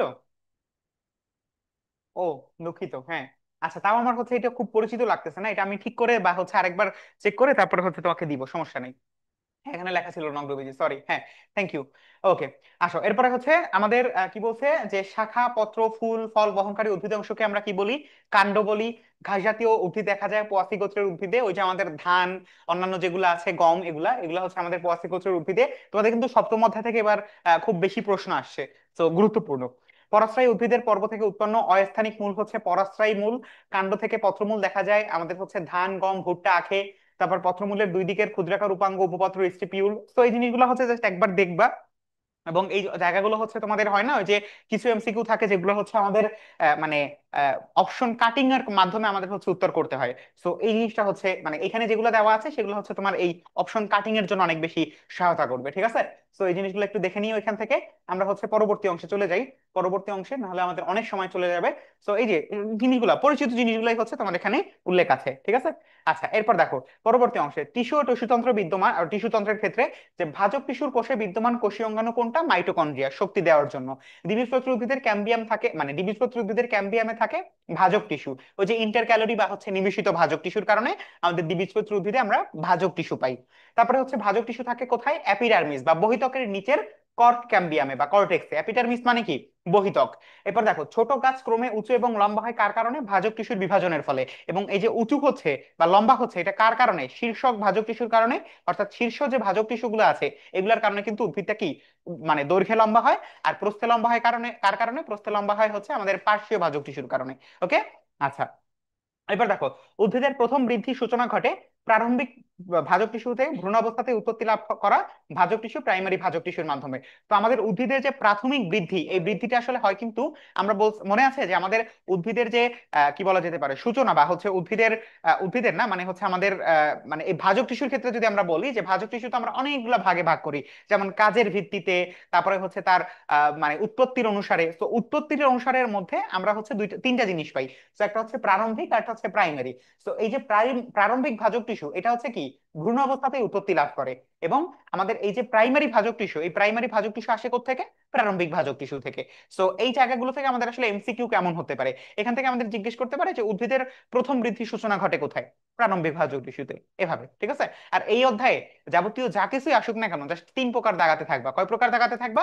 তিন প্রকার। কারণ বেশিরভাগই কি আমাদের তিন প্রকার। ওকে। আচ্ছা, এরপর দেখো মূল ও কাণ্ডের শীর্ষে থাকা ভাজক টিস্যু প্রাইমারি ভাজক টিস্যু। পাতলা প্রাচীর এবং বড় গহ্বরযুক্ত বৃহদাকার পাতার যে ত্বকীয় কোষ, সেটা হচ্ছে বলিফর্ম কোষ। এটার যে উদাহরণগুলো আছে, উদাহরণগুলো পড়বা। এরপরে হচ্ছে আমাদের মাইরোসিন, এই মাইরোসিন এনজাইম ধারণ এবং নিঃসরণ করে মাইরোসিন কোষ। এটা কোথায় থাকে? এটা থাকে হচ্ছে সরিষা গোত্রীয় উদ্ভিদে। কোথায় থাকে? সরিষা গোত্রীয় উদ্ভিদে। ঠিক আছে। আচ্ছা, এরপরে দেখো লিথোসিস্ট নামক বৃহদাকার কোষ থাকে কোথায়? বট ওষুধ পাতার ত্বকে। কোথায়? বট ওষুধ পাতার ত্বকে। সরি। আচ্ছা, এরপর দেখো আমাদের এখানে কি আছে, কই গেল, আহা, সিস্টোলিথ নামক আমাদের ক্যালসিয়াম সিএসিও2, ক্যালসিয়াম কার্বনেটের স্ফটিক থাকে কোথায়? লিথোসিস্ট কোষে। এরপর দেখো সিলিকা কোষ এবং কর্কশ থাকে কিছু ঘাস ও নলখাগড়া কাণ্ডের ত্বকে। তো এটার যে উদাহরণগুলো আছে, এই উদাহরণগুলো একটু পড়ে নিবা। আমার আমার হচ্ছে জেরোস্টোমিয়া হচ্ছে, তোমরা আমাকে বলতে পারবা, কে কে বলতে পারবা জেরোস্টোমিয়া মানে কি বলো তো? জেরোস্টোমিয়া মানে কি বলো তো একটু?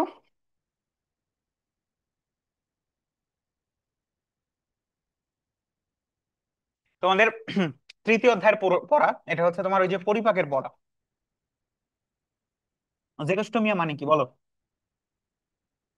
কমলারা নিঃসরণ, ভেরি গুড। হ্যাঁ, এর জন্য একটু কষ্ট হচ্ছে আর কি। ওকে। এবার দেখো উদ্ভিদকে প্রাণীর আক্রমণ থেকে রক্ষা করে রোমযুক্ত ত্বক, বা হচ্ছে আমাদের অ্যাপিডার্মিস, মানে হচ্ছে কি বহিত্বক আমাকে হচ্ছে তোমার হচ্ছে রক্ষা করে। এরপর দেখো গ্রন্থিযুক্ত বহুকোষী রোমকে আমরা কি বলি? গ্রন্থি রোম বা হচ্ছে কোলেটার্স। ঠিক আছে। এরপর দেখো আমাদের যখন জাইলেম, জাইলেম এবং ফ্লোয়েম একই ব্যাসার্ধ থেকে যে বান্ডেল গঠন করে, এটা কোথায় করে? এটা হচ্ছে আমাদের কাণ্ডে। আমাদের জাইলেম এবং ফ্লোয়েম একই ব্যাসার্ধ থেকে। এই জায়গায় একটা জিনিস পড়বা, সেটা হচ্ছে আমাদের এই যে তোমার কয়েকটা ধরন আছে। কি কি ধরন আছে? এন্ডার্ক আছে, এক্সার্ক আছে, মেজার্ক আছে। সো এই মেজার্ক, এন্ডার্ক, এক্সার্ক এই জিনিসগুলো হচ্ছে একটু তোমাকে বারংবার পড়তে হবে। কেন পড়তে হবে? কারণ হচ্ছে এগুলো তোমাকে অনেক বেশি হেল্প করবে। যেমন হচ্ছে আমাদের যখন বলবে এন্ডার্ক, যখন আমাদের এন্ডার্ক বলবে তখন কি সেটা কোন ক্ষেত্রে হবে? সেটা হচ্ছে আমাদের কি বলে এটাকে তোমার কাণ্ডের ক্ষেত্রে হবে। এবং কাণ্ডের ক্ষেত্রে যদি হচ্ছে অ্যান্ডার্ক হয়, তাহলে আমাদের এক্সার্ক কোথায় হবে? এক্সার্ক হবে মূলের ক্ষেত্রে। আবার যখন আমাদের মেজার্কের কথা বলবে, তখন সেটা কোথায় হবে? পাতার ক্ষেত্রে হবে। তো এই ব্যাপারগুলো কিন্তু তোমার হচ্ছে এই অধ্যায়টা যদি ভালো করে পড়া থাকে, তোমার জন্য অনেক বেশি সহজ হবে। ঠিক আছে। আচ্ছা, এরপর আসো যে আমাদের কি বলে জাইলেম এবং ফ্লোয়েমের মাঝে ক্যাম্বিয়াম থাকে মুক্ত সমপার্শ্বীয় ভাস্কুলার বান্ডেলে। মুক্ত সমপার্শ্বীয় ভাস্কুলার বান্ডেল দেখা যায় নগ্নবীজী দ্বিবীজপত্র কাণ্ডে। সো এই জিনিসটা তুমি এখান থেকে পড়লে আসলে খুব ভালো তোমার হচ্ছে মানে মুখস্থ হবে না, বা হচ্ছে ভালো তুমি মনে রাখতে পারবে না। তোমার কাজ কি হবে? তোমার কাজ হবে তোমার বইয়ের মধ্যে দেখবা ছক আকারে এটা লেখা আছে, এই যে এই তথ্যগুলো আছে না, এই তথ্যগুলো তোমার হচ্ছে বইয়ের মধ্যে ছক আকারে সুন্দরভাবে লেখা আছে। তো জাস্ট তোমার ছকটা একবার পড়ে ফেলবা। কি পড়বা? ছকটা একবার পড়ে ফেলবা, দেখবা এই অধ্যায়টা শেষ। ঠিক আছে। এই অধ্যায়টা আমার পড়তে খুব ভালো লাগে, কারণ এই অধ্যায়টার মধ্যে একটা কি যেন সিকোয়েন্স আছে, যে প্রথমে আমি হচ্ছে প্রকারভেদ গুলা পড়বো, তারপরে হচ্ছে আমি এর মধ্যে যে তিন ধরনের টিস্যু তন্ত্র আছে, টিস্যু তন্ত্র গুলো পড়বো, আর এই কি ভাস্কুলার বান্ডেলটা পড়বো, শেষ। আমার হচ্ছে অধ্যায়টা শেষ। ঠিক আছে। তো এই কারণে হচ্ছে এই জিনিসটা এখান থেকে দেখবা। কি হলো?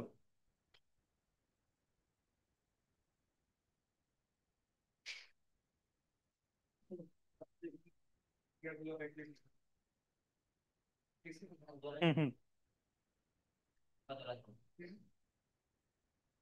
ওকে। সো এই জিনিস হচ্ছে এখানে লেখা আছে যে কেন্দ্রিক ভাস্কুলার, প্রত্যেকটা জিনিস হচ্ছে এখানে লেখা আছে। তোমার কাজ হবে এখানে না, তোমার হচ্ছে বেশিরভাগ ক্ষেত্রে দেখবা যে আমাদের যে কি বলা যেতে পারে যে প্রশ্নের প্যাটার্ন অনুসারে তোমাকে সাজায় দেওয়া আছে। বাকি কাজটুকু হচ্ছে তোমার যে এখানে কোনটার সাথে কোনটা রিলেট করে পড়তে হবে, তুমি হচ্ছে এটা দেখলেই বুঝতে পারবা। ঠিক আছে। যেমন কেন্দ্রিক ভাস্কুলার বান্ডেল বেশি দেখা যায় কোথায়? কেন্দ্রিক ভাস্কুলার বান্ডেল কে, এটা তোমাকে ফাইন্ড আউট করতে হবে।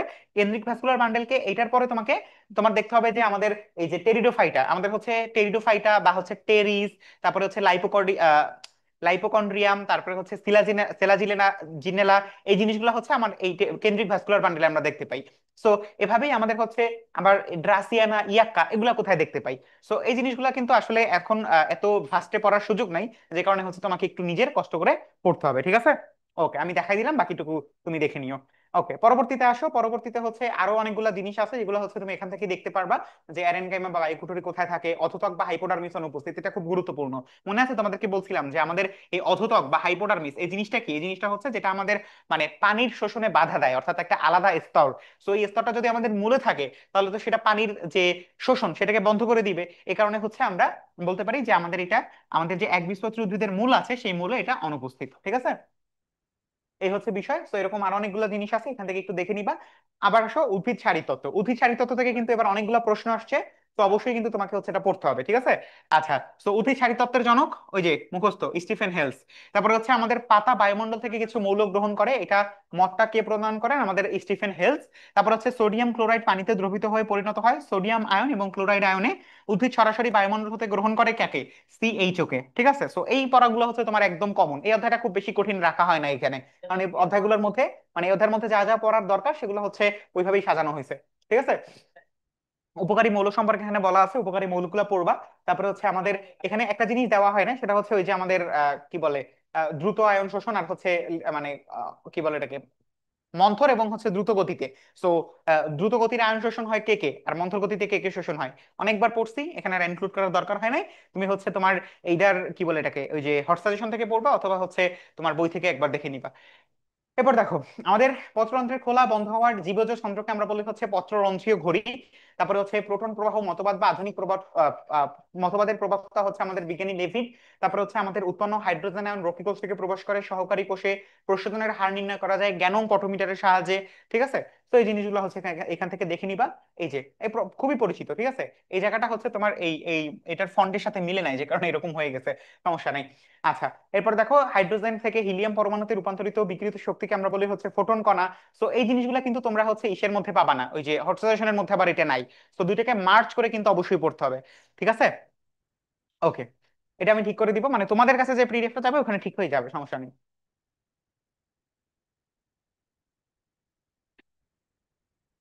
ওকে, জীব প্রযুক্তি। জীব প্রযুক্তির ক্ষেত্রে কিন্তু অবশ্যই অবশ্যই একটু মাথায় রাখবা যে জীব প্রযুক্তি থেকে কিন্তু হচ্ছে এবছর যতগুলো ভর্তি পরীক্ষা হয়েছে প্রত্যেকটাতেই মোটামুটি হচ্ছে এই দুইটা অধ্যায় থেকে, মানে এই অধ্যায় থেকে প্রশ্ন আসছে, এবং সেই প্রশ্নগুলো কিন্তু খুব একটা যে সহজ আসছে এমন না, ঠিক আছে?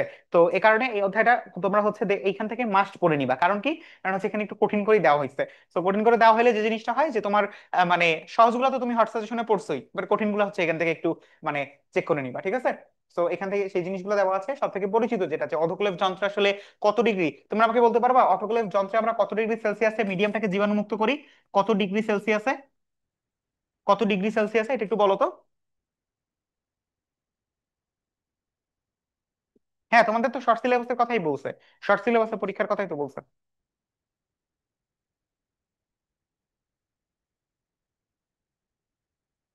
এটা বলো, এটা বলো, এটা হচ্ছে কত কত ডিগ্রি সেলসিয়াস তাপমাত্রায় হচ্ছে আমাদের এটা জীবাণুমুক্ত করা হয় অটোক্লেভ যন্ত্রে? মনে নাই কারো? কারো মনে নাই এটা?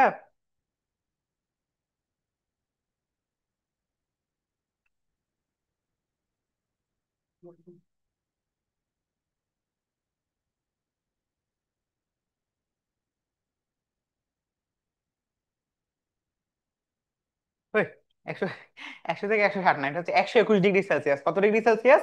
121 degree Celsius, very good, 121 degree Celsius. এবং এটা কত মিনিট লাগে? 20 মিনিট লাগে, ঠিক আছে? ওকে, তো এই জিনিসগুলো এখানে লেখা আছে, একটু পড়ে নিবা, এখান থেকে খুব সুন্দরভাবে সাজানো আছে। তোমার হচ্ছে সব থেকে কঠিন যে পোর্শন গুলো আছে সেটা তোমার এখানে দেখা আছে, দেওয়া আছে, সমস্যা নেই।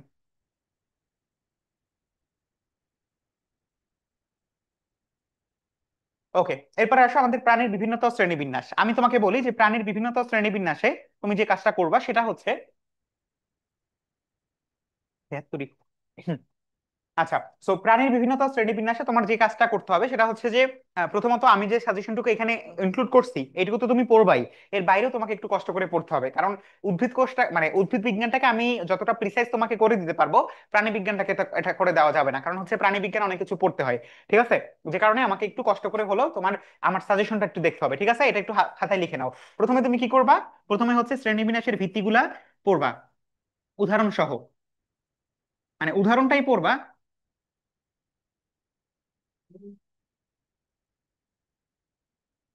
এখন কথা হচ্ছে শ্রেণীবিন্যাসের ভিত্তি আসলে কি কি। শ্রেণীবিন্যাসের ভিত্তি বলতে আমরা কি কি বুঝি? প্রথমত হচ্ছে আমাদের এই যে সংগঠন ক্রমমাত্রা, ওই যে পড়ছি না যে কোষ, কোষ কোষীয় মাত্রা, তারপর হচ্ছে কোষ টিস্যু মাত্রা, টিস্যু অঙ্গ মাত্রা, অঙ্গতন্ত্র মাত্রা। তো এই তন্ত্র মাত্রাগুলো মানে এই মাত্রাগুলো বা কোষীয় সংগঠন ক্রমমাত্রাটা তোমাকে পড়তে হবে। গেল। তারপরে হচ্ছে আমাদের কি সিলোমের কথা পড়তে হবে, তারপরে হচ্ছে আমাদের প্রতিসাম্যতার কথা পড়তে হবে। তো এই যে শ্রেণীবিন্যাসের ভিত্তি আছে এটা পড়তে হবে। ক্লিয়ার? ওকে। এরপরে আমাদের হচ্ছে আহ হ্যাঁ, আমিও তো বলতেছি শর্ট সিলেবাসেই হবে, হ্যাঁ। সো এরপরে হচ্ছে আমাদের এই যে শ্রেণীবিন্যাসগত যে ব্যাপারগুলো আছে এগুলো থেকে প্রশ্ন হয় না, এগুলো তুমি স্কিপ করতে পারো, কোনো সমস্যা নেই। এরপর তোমাকে যে কাজটা করতে হবে সেটা হচ্ছে পর্ব সম্পর্কিত। পর্বের ক্ষেত্রে আসো, পর্বে তুমি কি পড়বা? পর্বের হচ্ছে ভিন্ন নাম পড়বা, বিশেষ বৈশিষ্ট্য পড়বা,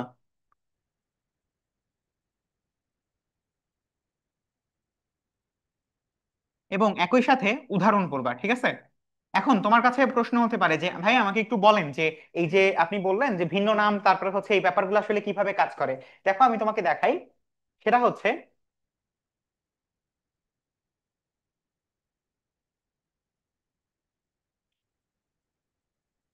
এই যে দেখো, যে প্রাণী জগতের দ্বিতীয় বৃহত্তম পর্ব মলাস্কা, এটা একটা তার বিশেষ বৈশিষ্ট্য।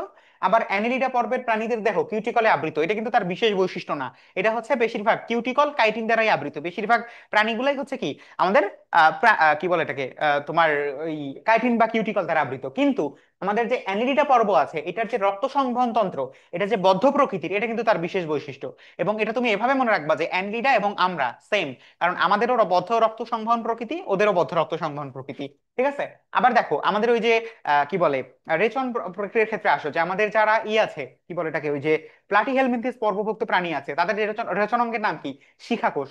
তো এই ব্যাপারগুলো কিন্তু তাদের ক্ষেত্রে একটা বিশেষ বৈশিষ্ট্য বহন করে। ঠিক আছে, তো এই জিনিসটার কারণে তোমাকে এটা খুব একটু ভালো করে পড়তে হবে। ওকে। আচ্ছা, তো আমি যে তিনটা জিনিস দেখালাম, তিনটা জিনিস তো পড়বাই। একই সাথে একই সাথে তোমরা একটু লক্ষ্য করো, তুমি যদি এখন আমাকে জিজ্ঞেস করো যে শর্ট সিলেবাসে কোন কোন চ্যাপ্টার আছে, এটা আসলে আমার জন্য খুবই বড় একটা দুর্ভোগপূর্ণ একটা প্রশ্ন হবে, কারণ হচ্ছে তুমি কি বলবো, এটা আসলে প্রশ্নের মধ্যে পড়ে না। ঠিক আছে, এটা আমি প্রশ্নের উত্তরটা আমি দিতে পারলাম না তোমার। ওকে, ঠিক আছে। তো আসো, এখন আসো আমাদের হচ্ছে এই যে একটু দেখো যে আমাদের ওই যে বইয়ের শেষে তুমি হচ্ছে এরকম একটা আহ, মানে চার্ট পাবা, বইয়ের শেষে কি অধ্যায়ের শেষে, অধ্যায়ের শেষে তুমি হচ্ছে এরকম একটা চার্ট পাবা। এবং এই চার্টের মধ্যে তুমি দেখবা এরকম লেখা আছে যে অ্যাক্টিনোপ্টেরিজি, সার্কোপ্টেরিজি, তারপরে হচ্ছে আমাদের কি বলে সরি, প্রথমে হচ্ছে কন্ড্রিকথিস, তারপরে হচ্ছে অ্যাক্টিনোপ্টেরিজি, তারপরে হচ্ছে সার্কোপ্টেরিজি। তারপরে তোমার লেখা থাকবে হচ্ছে কি বলে উভচর বা হচ্ছে অ্যামফিবিয়া, তারপরে তোমার লেখা থাকবে রেপ্টেলিয়া, তারপরে লেখা থাকবে এভিস, এবং সর্বশেষ লেখা থাকবে হচ্ছে ম্যামিলিয়ান্স। সো এই যে চারটা বক্স সম্পর্কিত, এই যে চারটা বক্স সম্পর্কিত একটা বক্স আছে, সেই বক্সটা তুমি হচ্ছে আমাকে একটু বলো যে এই বক্সটা তোমার হচ্ছে নিশ্চয়ই দেখছো, এই বক্সটা তোমাকে পড়তেই হবে। এবং এই বক্সটার মধ্যে সবকিছু সুন্দরভাবে লেখা আছে, এবং এই বক্সটা পড়লে তুমি হচ্ছে সম্পূর্ণ জিনিসটাকে এট এ টাইম পড়তে পারবা। এটা কিন্তু আমি তোমাদেরকে পরীক্ষার আগেও বলছিলাম, এই যে নার্সিং পরীক্ষার আগে পড়ছো কে কে জানি না, বাট হচ্ছে এটা খুব গুরুত্বপূর্ণ ছিল। ঠিক আছে, ওকে, ডান। আসো প্রাণীর পরিচিতি, প্রাণীর পরিচিতিতে কি পড়বা? প্রাণীর পরিচিতিতে মনে রাখতে হবে, প্রাণীর পরিচিতিতে সবার আগে আমাদের হাইড্রার ক্ষেত্রে আসো। হাইড্রার ক্ষেত্রে এটার যে ত্বক সমূহ আছে, কি আছে? ত্বক সমূহ, ত্বক। ঠিক আছে, এটার কি কি ত্বক আছে বলো। প্রথমত হাইড্রা হচ্ছে আমাদের নিডারিয়া পর্বভুক্ত প্রাণী। সো নিডারিয়া পর্বভুক্ত প্রাণী হওয়ার কারণে এদের কি নাই? এদের হচ্ছে মেসোডার্ম নাই, এর বদলে কি আছে? মেসোগ্লিয়া আছে। বহিত্বক আছে, অন্তত্বক আছে। এই অন্তত্বকের যে কোষগুলো আছে এগুলা পড়তে হবে। দ্বিতীয়ত জিনিসটা পড়তে হবে সেটা হচ্ছে এটার চলন। এই যে হয় না যে এটা দ্রুত চলনের জন্য কোন পদ্ধতি ব্যবহার করে, তারপরে হচ্ছে এটা মানে লম্বা দূরত্ব অতিক্রম করার জন্য কোন ধরনের পদ্ধতি ব্যবহার করে। এবং আরেকটা জিনিস হচ্ছে সেই জিনিসটাকে আমরা কি বলতে পারি যে আমাদের মানে চলনের পরপর আরেকটা জিনিস হচ্ছে তোমার এই যে কি বলে এটাকে, আরে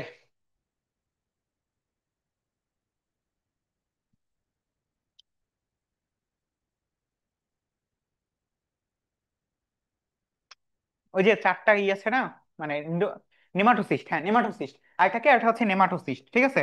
নেমাটোসিস্ট, নেমাটোসিস্ট আমাদের চার প্রকারের নেমাটোসিস্ট আছে। সব থেকে বড় কে? নেমাটোসিস্ট। সব থেকে বড় হচ্ছে আমাদের এই যে স্টেনোটিল বা তার স্টেনোটিল বা হচ্ছে পেনিট্রান্ট, তারপরে হচ্ছে ভলভেন্ট, তারপরে হচ্ছে এস্টেরিওলিন গ্লুটিন্যান্ট, স্ট্রেপ্টোলিন গ্লুটিন্যান্ট। তো এই তথ্যগুলো এখানে খুব সুন্দরভাবে দেওয়া আছে, পড়তে হবে। ঠিক আছে, বুঝতে পারছো? ঠিক আছে। তো এই জিনিসটা হচ্ছে পড়তে হবে। আরেকটা কথা সেটা হচ্ছে নেমাটোসিস্টের সাথে সাথে আর কি আছে, নেমাটোসিস্টের সাথে সাথে আমাদের হচ্ছে ওই যে কার কথা বললাম, যে আমাদের এই যে চলন। এই দুইটা জিনিস বা এই তিনটা জিনিস পড়লে তুমি হচ্ছে মোটামুটি একটা ভালো মানে এখান থেকে প্রশ্ন আসবে না, আমি জানি যে এখান থেকে প্রশ্ন হওয়ার মতো আসলে টিচাররা প্রশ্ন করবে না, অনেক বড় অধ্যায় তো, টিচারদের আসলে এত কাহিনী করে না আর কি। আর দ্বিতীয় যে জিনিসটা আছে সেটা হচ্ছে আমাদের রুই মাছ। রুই মাছ থেকে দুইটা প্রশ্ন, আরো একবার বলতেছি, যদি রুই মাছ থেকে প্রশ্ন হয় দুইটা প্রশ্নই হবে। একটা কি, একটা হচ্ছে তার এই যে কি বলে এটাকে, তোমার তার হার্ট বা হচ্ছে তার হৃৎপিণ্ড কোন ধরনের। আর দ্বিতীয় একটা প্রশ্ন হয়ে থাকে সাধারণত, সেটা হচ্ছে বায়ুথলি সংক্রান্ত, ঠিক আছে, বায়ুথলি সংক্রান্ত। এই দুটো প্রশ্ন তুমি পড়ে যাবা পরীক্ষার হলে, দেখবা যে আসলে এই দুইটা থেকেই আসতেছে। ওকে। আচ্ছা, ঘাসফড়িং থেকে কি কি লাগবে দেখো। ঘাসফড়িং থেকে তোমার যে কাজটা করতে হবে সেটা হচ্ছে যে ঘাসফড়িং এর, ঘাসফড়িং এর ক্ষেত্রে আমাদের এটার যে মুখপাঙ্গ আছে না, বা হচ্ছে মুখপাঙ্গ, হ্যাঁ। তো এই মুখপাঙ্গ অংশটুকু সব থেকে ভালো করে পড়তে হবে। মুখপাঙ্গ অংশ থেকে আমাদের হচ্ছে প্রশ্ন আসতে পারে। দ্বিতীয়ত যে জিনিসটা রাখতে পারে সেটা হচ্ছে এটার পরিপাক অংশ। কি অংশ? পরিপাক অংশ। কি অংশ? পরিপাক অংশ। এই দুইটা জিনিস হচ্ছে আমাদের এই ঘাসফড়িং এর ক্ষেত্রে সব থেকে বেশি গুরুত্বপূর্ণ। ঠিক আছে, দুইটা জিনিস। এরপরে আরো একটা জিনিস তোমরা হচ্ছে কাজে লাগতে পারে, সেটা হচ্ছে হরমোনাল ব্যাপারটা। ঠিক আছে, হরমোনাল ব্যাপার। ওকে, যারা হচ্ছে বইটা একদমই পড়ো নাই তাদের জন্য আসলে আমি খুবই দুঃখিত, কারণ হচ্ছে তারা আসলে কিছুই বুঝতে পারতেছো না যে আমি আসলে কি বলতেছি। বাট যারা বইটা মোটামুটি ধারণায় রাখছো তাদের জন্য কিন্তু হচ্ছে এটা কোনো বিষয় না। যে মুখোপাঙ্গ মানে কি, আমাদের হাইপোথ্যালামাস, হাইপোথ্যালামাসের কথা কি বলতেছি, হাইপোফ্যারিংস, তারপরে হচ্ছে আমাদের এই যে ম্যান্ডিবল, ম্যাক্সিলা, এই ব্যাপারগুলোর কথা বলতেছি। তারপর হচ্ছে পরিপাক, পরিপাকের মধ্যে আমাদের কি কি আছে, পরিপাকের মধ্যে হচ্ছে আমাদের এই যে ঘাসফড়িং এর একটা খুব কমন প্রশ্ন আছে যে এর পরিপাক শুরু হয় কোন পর্যায়ে, এটা উত্তর হচ্ছে ক্রপ। ঠিক আছে, সো এইগুলা। তারপর হচ্ছে আমাদের ওই যে একডাইসন হরমোন, গোনাডোট্রপিক হরমোন, এই তথ্যগুলো হচ্ছে হরমোনের মধ্যে আছে। সো এই তথ্যগুলো হচ্ছে তোমার পরীক্ষার হলে সব থেকে কমন, এবং হচ্ছে এই প্রশ্নগুলাই হচ্ছে সাধারণত বিগত বছরে এসে গেছে। এবং সমস্যা হচ্ছে বিগত বছরে আসছে ঘাসফড়িং আকারে, সরি আরশোলা আকারে। আর এবছর আসবে কি আকারে? ঘাসফড়িং আকারে। সো তোমরা ওই বিগত বছরের প্রশ্ন পড়তে গিয়ে আবার আরশোলা পড়ে ফেলিও না, আরশোলা পড়লে সমস্যা নেই, কাছাকাছি এক ধরনের জিনিসপত্রই। ঠিক আছে, ওকে ডান। তারপরে আসলে আসো, এই যে এই জিনিসগুলো হচ্ছে এখানে লেখা আছে। এরপরে হচ্ছে কই গেল, এরপরে হচ্ছে আমাদের কোথায় যাব, এরপরে হচ্ছে আমরা যাব আমাদের পৌষ্টিক নালীতে। কোথায় যাব? পৌষ্টিক নালীতে, বা হচ্ছে আমাদের পরিপাক শোষণে। পরিপাক এবং শোষণের ক্ষেত্রে আমি তোমাকে যদি সম্পূর্ণ অধ্যায়টাকে একবারে মানে সম্পূর্ণটাকে বলি, 2 মিনিট লাগবে। সেটা হচ্ছে আমাদের এই যে টোটাল পৌষ্টিক তন্ত্র আছে, এই তন্ত্রটা কি? তন্ত্র মানে হচ্ছে অনেকগুলো অঙ্গের সমন্বয়। সো এই অঙ্গের সমন্বয় হওয়ার কারণে আমাদের এই পৌষ্টিক তন্ত্রকে আমরা দুইটা ভাগে ভাগ করি। ধরো এই পাশে হচ্ছে আমার পৌষ্টিক নালী, এই পাশে হচ্ছে আমাদের পৌষ্টিক গ্রন্থি। এখন পৌষ্টিক গ্রন্থির মধ্যে আমরা গ্রন্থি পাই হচ্ছে 5টা, আর পৌষ্টিক নালীর মধ্যে আমরা হচ্ছে আমাদের মুখ থেকে পায়ু পর্যন্ত অনেকগুলো আমরা হচ্ছে অঙ্গ পাই। যেমন যেমন হচ্ছে আমাদের মুখ, মুখগহ্বর, তারপরে হচ্ছে মুখগহ্বরের মধ্যে থাকে কে কে, দাঁত থাকে, লালা গ্রন্থি থাকে, জিহ্বা থাকে। জিহ্বা আবার যুক্ত থাকে কার সাথে? আমাদের এই যে হাইওয়েড অস্থির সাথে। এরপরে হচ্ছে এটা যায় কোথায়? গলবিলে যায়। গলবিল থেকে সেটা আস্তে আস্তে নামে কোন মাধ্যমে? নামে হচ্ছে আমাদের, সরি, নামে হচ্ছে কার মাধ্যমে? আমাদের ইসোফ্যাগাস বা হচ্ছে অন্ননালীর মাধ্যমে বা গ্রাস নালীর মাধ্যমে। যায় কোথায়? পাকস্থলীতে যায়। পাকস্থলীর কয়টা পোর্শন? 5টা পোর্শন। কি কি? এই যে কি বলে এটাকে, কার্ডিয়া, ফান্ডাস, বড় ভাগ, ছোট ভাগ, তারপরে কি, পাইলোরাস। এরপরে হচ্ছে এখান থেকে যায় কোথায়? ক্ষুদ্রান্ত্রে। ক্ষুদ্রান্ত্র মানে কি? আমাদের যেখানে কি বলে তোমার Ilium, jejunum, duodenum, Ilium, jejunum আছে। তারপরে ইলিয়াম, জেজুনাম এগুলো পার হয়ে তারপরে কোথায় যায়? বৃহদন্ত্রে। বৃহদন্ত্রে গিয়ে সেখান থেকে কোথায় যায়? পায়ুতে যায়। বৃহদন্ত্রের তিনটা অংশ কি কি? আমাদের হচ্ছে সিকাম, কোলন, মলাশয়। সো এই জিনিসগুলাকে যখন হচ্ছে আমরা আস্তে ধীরে করে তোমার হচ্ছে সাজাই ফেলি, কিরকম করে সাজাই, যে কোনটার ক্ষেত্রে কোনটা কাজে লাগে। যেমন যখন আমি একদম প্রথমে মুখগহ্বরের ক্ষেত্রে পড়ি, কি পড়ি? আমার দাঁতগুলা কি কি আছে, যে আমাদের ইনসিজর দাঁত আছে, আমাদের হচ্ছে ক্যানাইন দাঁত আছে, প্রিমোলার দাঁত আছে, মোলার দাঁত আছে। এই প্রত্যেকটা দাঁত পড়ি, দাঁতের সাথে দাঁতের যে তোমার কি বলে এটাকে, এই যে মানে বিন্যাসটা আছে, যে I2C1, এটার মানে এভাবে পড়ি না, যে I2C1, P2, M3। সো এই জিনিসটা যে পড়ি, সো এইভাবে আমরা যে পড়া, এই এই যে সম্পূর্ণ অংশটা পড়ি, এই পড়াটাই কি, এই পড়াটাই হচ্ছে আমাদের দাঁত সম্পর্কিত পড়া বা মুখগহ্বরের অন্তর্ভুক্ত পড়া। এরপর আমরা জিহ্বা সম্পর্কে কি পড়ি, যে জিহ্বার আমাদের মাথায় কি থাকে, মিষ্টি, তারপরে থাকে অম্ল, তারপরে থাকে তারপরে থাকে লবণাক্ত, তারপরে থাকে অম্ল, তারপরে থাকে কি, তিক্ত। তো এই জিনিসগুলাই কি, এই জিনিসগুলাই হচ্ছে আস্তে আস্তে করে ধাপে ধাপে সম্পূর্ণ অংশটা অতিক্রম করবে। এবং তুমি যদি এই জিনিসটা দেখো যে আমাদের সম্পূর্ণ জিনিসটা কিন্তু এখানে এইভাবেই লেখা আছে। এবং এই যে আমাদের পাঁচটা যে গ্রন্থি আছে, সেই গ্রন্থির মধ্যে আমাদের যে সবার প্রথমে থাকে কি, লালা গ্রন্থি। লালা গ্রন্থিতে সব থেকে কমন প্রশ্ন হচ্ছে সবচেয়ে বড় গ্রন্থি কোনটা, সরি সব থেকে বড় লালা গ্রন্থি কোনটা, মনে রাখতে হবে প্যারোটিড লালা গ্রন্থি। ঠিক আছে, তিন জোড়া লালা গ্রন্থির মধ্যে প্যারোটিড লালা গ্রন্থি। প্যারোটিড লালা গ্রন্থি কোথায় থাকে, এটা বলছিলাম ওই যে প্যারাওটিড। প্যারা মানে কি পার্শ্ব, ওটিড মানে হচ্ছে কানের মানে কান। তো এই কারণে হচ্ছে প্যারোটিড মানে কি, কানের পাশে থাকা আমাদের লালা গ্রন্থি। তো এই জিনিসগুলো হচ্ছে আমরা অনেকবার পড়ছি, নতুন করে পড়ার মতো আসলে সময়ও নাই। তো এই কারণে হচ্ছে আমাদের একটু ফার্স্টে এরকম মানে যত রকম তোমাকে সারসংক্ষেপ করে দেওয়া হয়েছে বইয়ের মধ্যে পড়ে ফেলবা। ঠিক আছে। আচ্ছা, এবারে হচ্ছে আমাদের সব থেকে বড় গ্রন্থি কোনটা, যকৃৎ। এরপরে হচ্ছে আমাদের আর কি আছে, আর আছে হচ্ছে আমাদের মিশ্র গ্রন্থি কোনটা, অগ্নাশয়। আমি তোমাকে যদি দুইটা জায়গা বলে দেই যে এই দুইটা জায়গা থেকে তোমার প্রশ্ন আসবেই, সেই দুইটা জায়গা হচ্ছে আইলেটস অফ ল্যাঙ্গারহান্স, আর এটা হচ্ছে আমাদের গ্যাস্ট্রিক গ্রন্থি। কোন কোন জায়গা, আইলেটস অফ ল্যাঙ্গারহান্সের চারটা ব্যাপার, যে আমাদের আলফা কোষ থেকে নিঃসৃত হয় গ্লুকাগন, বিটা কোষ থেকে নিঃসৃত হয় ইনসুলিন, তারপরে হচ্ছে সোমাটোস্ট্যাটিন, তারপরে হচ্ছে আমাদের প্যানক্রিয়াটিক পলিপেপটাইড। এই জিনিসটা থেকে একটা প্রশ্ন আসবে। আর একটা প্রশ্ন আসবে হচ্ছে গ্যাস্ট্রিক গ্রন্থি থেকে, অক্সেন্টিক কোষ থেকে বা প্যারাইটাল সেল থেকে নিঃসৃত হয় আমাদের হাইড্রোক্লোরিক অ্যাসিড। তারপর হচ্ছে আমাদের চিফ কোষ বা হচ্ছে আমাদের জাইমোজেনিক কোষ থেকে নিঃসৃত হয় পেপসিনোজেন। তারপরে মিউকাস কোষ থেকে নিঃসৃত হয় মিউকাস। তারপরে হচ্ছে আমাদের আর্জেন্টাফিন কোষ থেকে নিঃসৃত হয়। তো এই জিনিসগুলো হচ্ছে তোমার মানে ইন টোটাল যদি আমার পরীক্ষায় আসে, এইখান থেকে প্রশ্ন আসবেই। রাইট। তো এই জিনিসগুলো হচ্ছে তোমাকে একটু একবার ওয়ান টাইম দেখতেই হবে। হুম, বল দিবেন।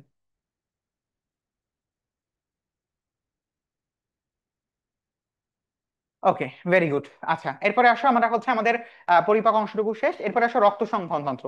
রক্ত সংবহন তন্ত্রের ক্ষেত্রে আমি যদি তোমাকে বলি যে রক্ত সংবহন তন্ত্রে তোমার হচ্ছে জাস্ট তিনটা জায়গা পড়তে হবে। কয়টা জায়গা, তিনটা জায়গা। একদম প্রথমে হচ্ছে আমাদের যে রক্ত সম্পর্কিত তথ্যগুলো আছে, অর্থাৎ রক্তের ব্যাপারগুলো যদি তুমি একটু মনে করো যে আমাদের রক্তের দেহে টোটাল কত পার্সেন্ট আছে, 8% আছে দেহের ওজনের, এটার পরিমাণ কত, 5 থেকে 6 লিটার। আমাদের রক্তের পিএইচ এর মান কত, 3.75, 3.35 থেকে 3.45, মানে হচ্ছে কি আমাদের গড় মান হচ্ছে 7.4 আর কি, পিএইচ মান। তারপর হচ্ছে রক্তের স্বাদ কেমন, নোনতা কেন, অজৈব লবণের উপস্থিতির কারণে। তারপর হচ্ছে রক্ত পানি অপেক্ষা ভারী কেন, ভারী কারণ হচ্ছে এটা 1.065 গুণ আপেক্ষিক গুরুত্ব আর কি এটার। সো এই তথ্যগুলো হচ্ছে আমাদের একদম প্রাইমারি তথ্য, যেখান থেকে একটা প্রশ্ন তোমার থাকবে।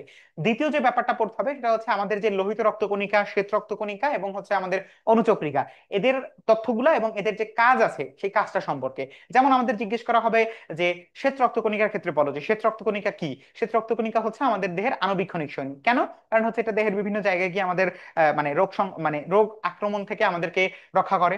আবার আমাদেরকে জিজ্ঞেস করা হবে নিচের কোনটি হচ্ছে গ্রানিউলোসাইট, মানে কি, নিচের কোনটি হচ্ছে আমাদের মানে দানাদার লিউকোসাইট বা দানাদার শ্বেত রক্তকণিকা। আমরা এখান থেকে উত্তর করব যে আমাদের নিউট্রোফিল, বেজোফিল অথবা ইওসিনোফিল যে কোনো একটা। আবার জিজ্ঞেস করবে যে নিউট্রোফিলের কাজ কি, নিউট্রোফিলের কাজ হচ্ছে ফ্যাগোসাইটোসিস প্রক্রিয়া জীবাণু ভক্ষণ করা বা জীবাণু ধ্বংস করা। আবার জিজ্ঞেস করবে হচ্ছে আমাদের যে মনোসাইট আছে একটা নিউরোসাইট, এটা কি, এটা হচ্ছে আমাদের একটা ম্যাক্রোফেজ আকারে কাজ করে। ম্যাক্রোফেজ আকারে কাজ করে মানে কি, আমাদের বহিরাগত জীবাণুকে সে হচ্ছে কি ধ্বংস করে দেয়। তো এই তথ্যগুলা কিন্তু হচ্ছে তোমার একদম সাজানো আছে।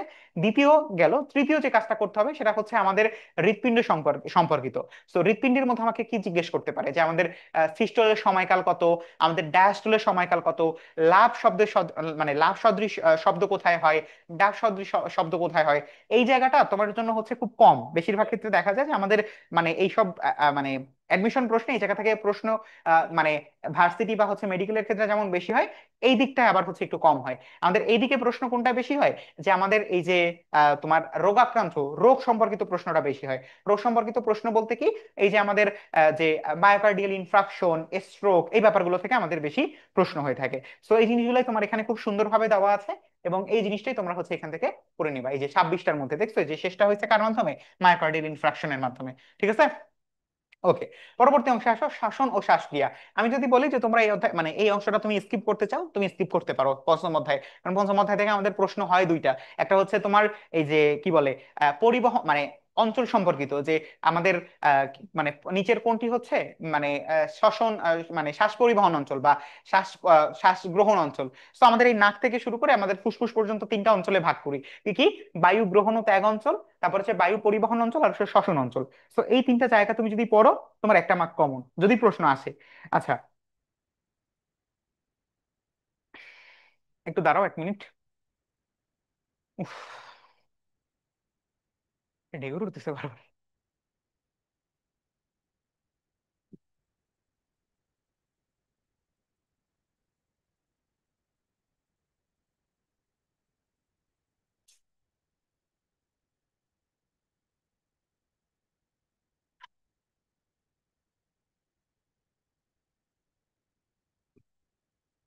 বিব্রেনার অ্যাপ তোমার হচ্ছে একদম নতুন হয়ে গিয়েছে। তুমি যদি তোমার অ্যাপ থেকে মানে কি বলে এটাকে, তোমার নাম কি জানো এটার, প্লে স্টোর থেকে তুমি যদি আপডেট করো তাহলে দেখবা তোমার অ্যাপটা একদম নতুন হয়ে গিয়েছে এবং এখানে তুমি অসংখ্য ফিচার নতুন করে ইনক্লুড হয়েছে। সো এ কারণে তুমি আপাতত একটু এক্সাম বা হচ্ছে অন্যান্য যাবতীয় সেবা থেকে একটু বিরত আছো। খুব দ্রুত এটা সমাধান হয়ে যাবে ইনশাল্লাহ।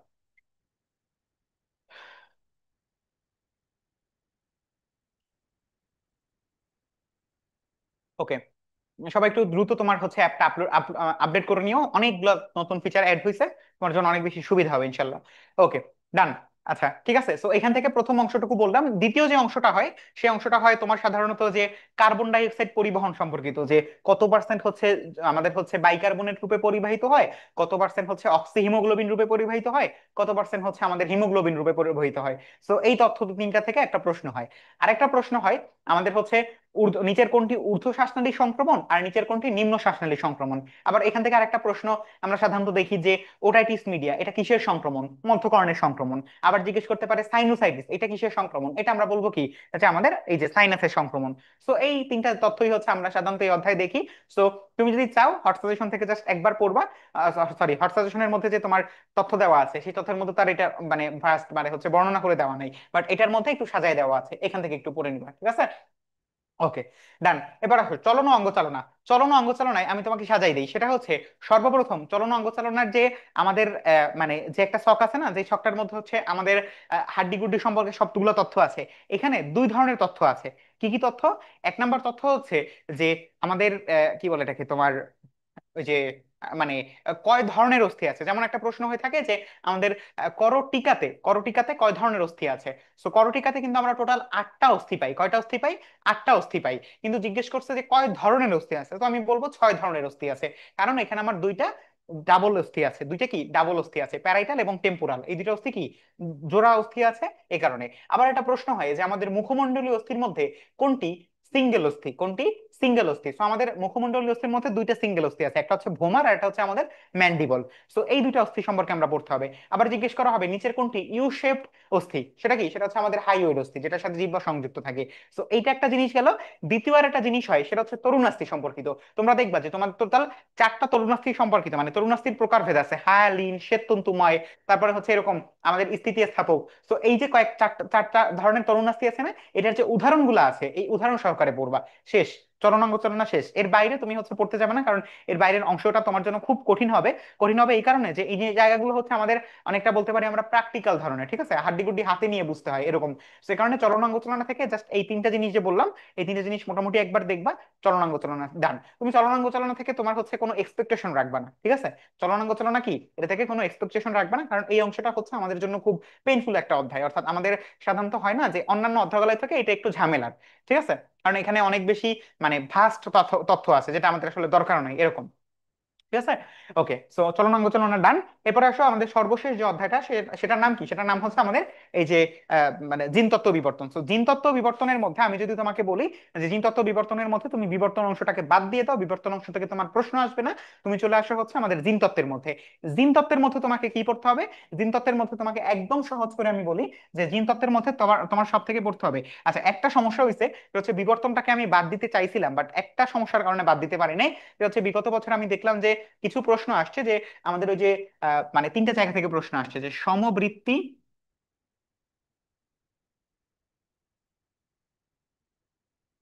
সমস্থক এবং আমাদের ওই যে কি বলে এটাকে মানে লুপ্তপ্রায়,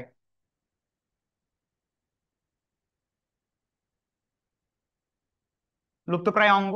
আরেকটা জায়গা হচ্ছে ওই যে তোমার মানে কানেক্টিং লিংক, ঠিক আছে, কানেক্টিং লিংক। না, শর্ট সিলেবাসের বাইরে পড়া লাগবে না, এটা তো আমি মানে তোমরা তোমাদের ইসে দেখছো না যে শর্ট সিলেবাসের কথাই তো বলা আছে যে তোমার এইচএসসি 24-এর যে শর্ট সিলেবাস সেই অনুযায়ী হচ্ছে তোমার ভর্তি পরীক্ষা অনুষ্ঠিত হবে। তো শর্ট সিলেবাসের বাইরে তো পড়ার দরকার নেই। তো লুপ্তপ্রায় আরেকটা কি আমাদের মানে এবছর সব থেকে মানে বেশিরভাগ তোমার ওই যে ভার্সিটিতেই হচ্ছে তোমার এইভাবেই পরীক্ষা হয়েছে, ঠিক আছে। আচ্ছা, তো আরেকটার কথা কি বললাম, কানেক্টিং লিঙ্ক, ঠিক আছে। কানেক্টিং লিঙ্ক কি এটা আমি বলবো না, যারা হচ্ছে পড়ছো তারাই হচ্ছে সব থেকে ভালো বুঝতে পারবা কানেক্টিং লিঙ্ক বলতে আমরা কি বুঝাইছি, ঠিক আছে। কানেক্টিং লিঙ্ক এই চারটা জিনিস। সো বিবর্তন থেকে সমবৃত্তি অঙ্গ, সমসমস্থ অঙ্গ, লুপ্তপ্রায় বা বিলুপ্তপ্রায় অঙ্গ এবং হচ্ছে কানেক্টিং লিঙ্ক, এই চারটা জিনিস পড়বা। এর বাইরে একটা কিছু পড়তে গেছো বকা দিব কিন্তু, ঠিক আছে। তো এই চারটা জিনিস থেকে একটা এমসিকিউ চলে আসবে ইনশাল্লাহ। আচ্ছা, এখন আসো আমাদের এই থেকে কি আসবে, সূত্র দুইটা পড়বা। সূত্র দুইটা পড়বা এবং সূত্র দুইটার যে অনুপাত আছে, অনুপাত পড়বা। তারপরে কি পড়বা, ব্যতিক্রম তো অবশ্যই পড়বা। ব্যতিক্রমের সাথে তুমি হচ্ছে উদাহরণ সহ ব্যতিক্রম পড়বা। কি পড়বা, উদাহরণ সহ ব্যতিক্রম পড়বা। কি করবা, উদাহরণ সহ ব্যতিক্রম পড়বা, ঠিক আছে। উদাহরণ সহ ব্যতিক্রম পড়বা, ওকে। ঠিক আছে, গেল দুটা জিনিস গেল। 3 নাম্বার জিনিস কি পড়বা, 3 নাম্বার জিনিস যেটা পড়বা সেটা হচ্ছে আমাদের ব্লাড গ্রুপিং পড়বা। ব্লাড গ্রুপিং পড়বা। তারপরে হচ্ছে আমাদের একটা ছক আছে, যে ছকের মধ্যে আমাদের হচ্ছে সেক্স লিঙ্কড যে ঝামেলাগুলো আছে, সেই ঝামেলাগুলো আছে, ঠিক আছে। ওই যে আমাদের হাইপার ট্রাইকোসিস, রাতকানা, বর্ণান্ধতা, এই জিনিসগুলো হচ্ছে তোমার এখানে দেওয়া আছে, এই বক্সটা পড়বা, ঠিক আছে। তো মোটামুটি এই অংশটুকু পড়লে, ঠিক আছে, ডান, ওকে। আরে তোমাদের হচ্ছে মানে বাংলা বা ইংরেজি এগুলোর জন্য তো হচ্ছে কোনো সিলেবাস নাই, এগুলো তো হচ্ছে তোমার ফুল সিলেবাসই, তোমার হচ্ছে গ্রুপ ভিত্তিক, গ্রুপ ভিত্তিকের কথা বলছি। গ্রুপ ভিত্তিকের হচ্ছে full syllabus, sorry short syllabus, ঠিক আছে।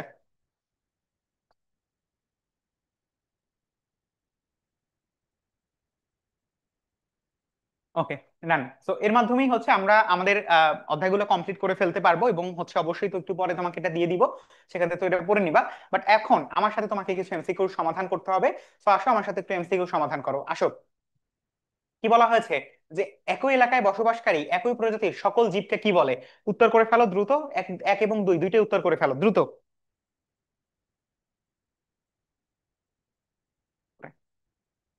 উত্তর করুক, আমি একটু একটা মিনিট দাঁড়াই এখানে। হার্ড ডিস্ক ড্রাইভ বা এইচডি হার্ড ড্রাইভ রাখছে,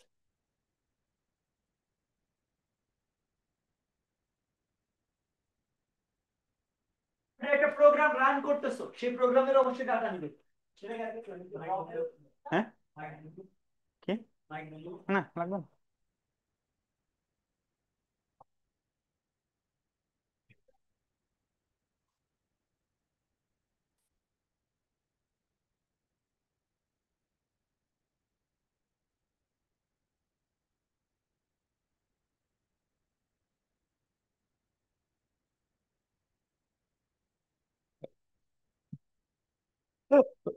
দূর।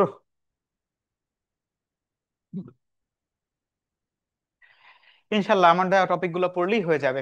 ওকে, সো একের সি, সকল জীবকে কি বলে, ভালো করে দেখো।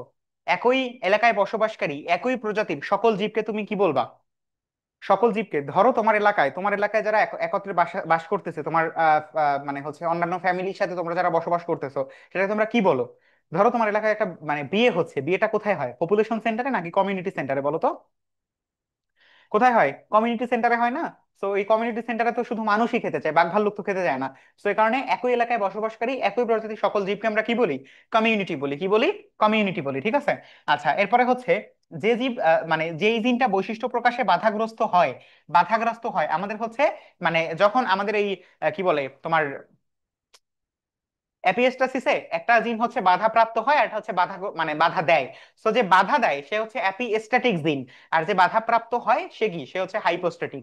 হাইপো মানে অলওয়েজ মনে রাখবা হচ্ছে নিচ মানে অধ, ঠিক আছে। অধ মানে কি, অধ মানে হচ্ছে যে সে একটু মানে কম শক্তিশালী আর কি, নিচে থাকে সব সময়, ঠিক আছে। তাহলে যে জিনটা বৈশিষ্ট্য প্রকাশে বাধাগ্রস্ত হয় তাকে আমরা কি বলি? তাকে আমরা বলি হচ্ছে হাইপোস্ট্যাটিক জিন। Very good. পরবর্তী প্রশ্ন বলো, কৃষ্টি কোথায় পাওয়া যায়? কৃষ্টি কোথায় পাওয়া যায়, দ্রুত বলতে হবে, কৃষ্টি কোথায় পাওয়া যায়?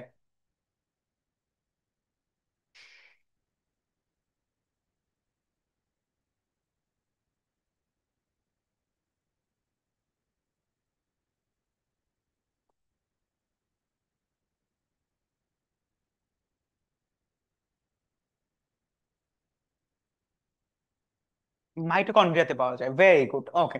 এবার দেখো নিচের কোনটি নিউক্লিয়াস বিহীন জীবিত কোষ, নিচের কোনটি নিউক্লিয়াস বিহীন জীবিত কোষ? নিউক্লিয়াস বিহীন জীবিত কোষ। ওকে, মাইটোকন্ড্রিয়া, এটা কেউ ভুল করো নাই, পরেরটা দেখি কে কে হচ্ছে ভুল করো। দেখি, দেখা যাক কে কে ভুল করো। কি রে, এটা আবার গেল কই? আসছে ভাই, আসছে। ওকে, তাহলে স্যারের কথা কি বলছো, সিগন্যাল রাইট। এটা কি, এটা হচ্ছে আমাদের নিউক্লিয়াস বিহীন জীবিত কোষ, এবং এইটার সাথে যে সঙ্গী কোষটা থাকে সেই ব্যাটা কিন্তু হচ্ছে এটাকে সাপোর্ট দেয়। ওকে, আচ্ছা, ভেরি গুড। আমরা পরবর্তী প্রশ্নে যাই। সবচেয়ে ক্ষুদ্রাকার আবৃতবীজী উদ্ভিদ কোনটা, বলো? সবচেয়ে ক্ষুদ্রাকার আবৃতবীজী উদ্ভিদ কোনটা?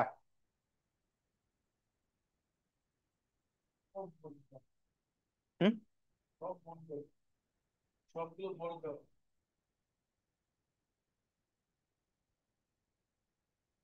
ওলফিয়া, এটা তো আমরা একটু আগে পড়েই আসি, ওলফিয়া, ভেরি গুড।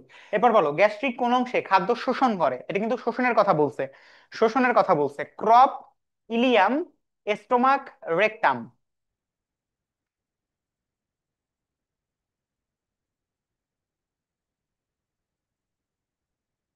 পাঁচের কত? পাঁচের ছয়ের খ, ভেরি গুড, ছয়ের খ। Ilium, right. ইলিয়াম কি, ইলিয়াম হচ্ছে আমাদের খাদ্য শোষণ করে, রেকটাম হচ্ছে আমাদের রাফেজ যুক্ত খাদ্য বা হচ্ছে আমাদের মানে অপাচ্য অংশ বা মল ত্যাগ করে। ক্রপ হচ্ছে আবার ঘাসফড়িং এর, ঠিক আছে? ক্রপ কার? ক্রপ হচ্ছে ঘাসফড়িং এর। আর হচ্ছে আমাদের এই যে স্টোমাক তো আমাদের পাকস্থলী, ঠিক আছে। ওকে, ঠান্ডা। আচ্ছা, এবার দেখো, লোহিত রক্তকণিকার গড়ায়ু কতদিন? এটা আমি মনে করি যে এটা আমার অপশনও দেওয়ার দরকার নেই, এটা হচ্ছে আমরা সবাই জানি যে লোহিত রক্তকণিকার গড়ায়ু কতদিন, 120 দিন। ওকে, পরবর্তী প্রশ্ন আমাকে একটু উত্তর করো যে কই গেল, কই গেল, এই যে কোনটিতে পলিনিয়াম দেখা যায়, কোনটিতে পলিনিয়াম দেখা যায়, বলতে পারবা কোনটিতে পলিনিয়াম দেখা যায়? এটা কিন্তু শর্ট সিলেবাসের বাইরের একটা প্রশ্ন, ঠিক আছে? এটা হচ্ছে শর্ট সিলেবাসের বাইরের একটা প্রশ্ন, এটা হচ্ছে দশম অধ্যায়ের একটা প্রশ্ন, বাট মনে হলো যে এই প্রশ্নটা আসতে পারে, তো এটা একটু বলো যে নিচের কোনটিতে পলিনিয়াম দেখা যায়। না না, লিলিয়াসিয়াতে দেখা যায় না, পোয়াসিয়াতেও দেখা যায় না। ওই যে বললাম না, যেটা আমাদের এটা হচ্ছে একটা শর্ট সিলেবাসের বাইরের প্রশ্ন। এটা কে কে বলতে পারে? এটা যা যে পড়ছে সে হচ্ছে উদ্ভিদ প্রজনন অধ্যায়টা ভালো করে পড়ছে, যে যে হচ্ছে উদ্ভিদ প্রজনন, এই যে আমাদের তহুরা বেগম হচ্ছে উদ্ভিদ প্রজনন অধ্যায়টা পড়ছে, এ কারণে হচ্ছে ও কিন্তু বলতে পারছে যে আমাদের পলিনিয়াম দেখা যায় অর্কিডাসিয়াতে, ঠিক আছে? আমাদের হচ্ছে অর্কিডাসিয়া আর হচ্ছে অ্যাসিডাসিয়া, এই দুইটাতে হচ্ছে আমাদের পলিনিয়াম গঠন দেখা যায়, ঠিক আছে? তাহলে কোনটিতে পলিনিয়াম দেখা যায়? অর্কিডাসিয়া। তোমরা এটা না পাইলে তোমরা হচ্ছে দশম অধ্যায় আছে না উদ্ভিদ প্রজনন, সেই উদ্ভিদ প্রজনন অধ্যায়টা খুলেই তোমরা হচ্ছে এই জিনিসটা দেখতে পাবা, পলিনিয়াম গঠন দেখা যায় কোথায়, ঠিক আছে? আচ্ছা, এরপর দেখো, নিচের কোনটি অগ্ন্যাশয় স্মৃত পাচক রস নয়, বা হচ্ছে কোনটি আমাদের এনজাইম নয়, ঠিক আছে? যে নিচের কোনটি অগ্ন্যাশয় নিঃসৃত এনজাইম নয়, এটার মানে কি বুঝছো? যে এখানে এমন একটা এনজাইম আছে যেটা হচ্ছে অগ্ন্যাশয় নিঃসৃত না, বাট এনজাইম যেটা সঠিক উত্তর সেটা তুমি হচ্ছে দেখলেই মনে করতে পারবা। কারণ এটা আবার হচ্ছে একটু আগে আমি বলে আসছিলাম একটা গ্রন্থির কথা, আমাদের অগ্ন্যাশয় তো একটা গ্রন্থি, বাট ওই গ্রন্থি বাদেও আমি একটা গ্রন্থির কথা বলছিলাম যে চিফ কোষ নিঃসৃত হয়, বা সরি, চিফ কোষ থেকে করে নিঃসৃত দেয়। হয় একটা এনজাইম, সেই এনজাইমটার কথা আমি এখানে বলে ফেলছিলাম। তো এটা একটু বলো তো, এই গ কেমনে, উত্তরে এই, এই তহুরা বেগম, সে গ দেশের কেমনে হয় প্রতি বলো? কত পালন করে না, গনা গনা, সে নিজ দেশের ভালো করে দেখে প্রতি বলো, ভালো করে দেখে বলো।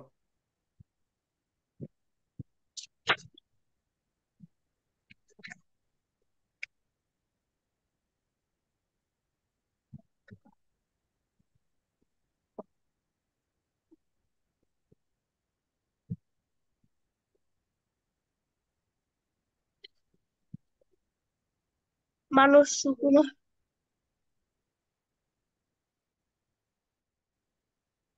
ফারজানা আক্তার, আনমিউট কেমনে হয়ে গেল?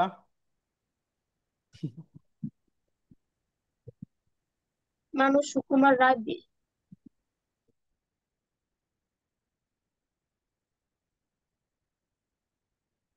কিরে, তোমরা কেউ কেউ 9 নাম্বার পারো না? এই কিরে, হায় হায়,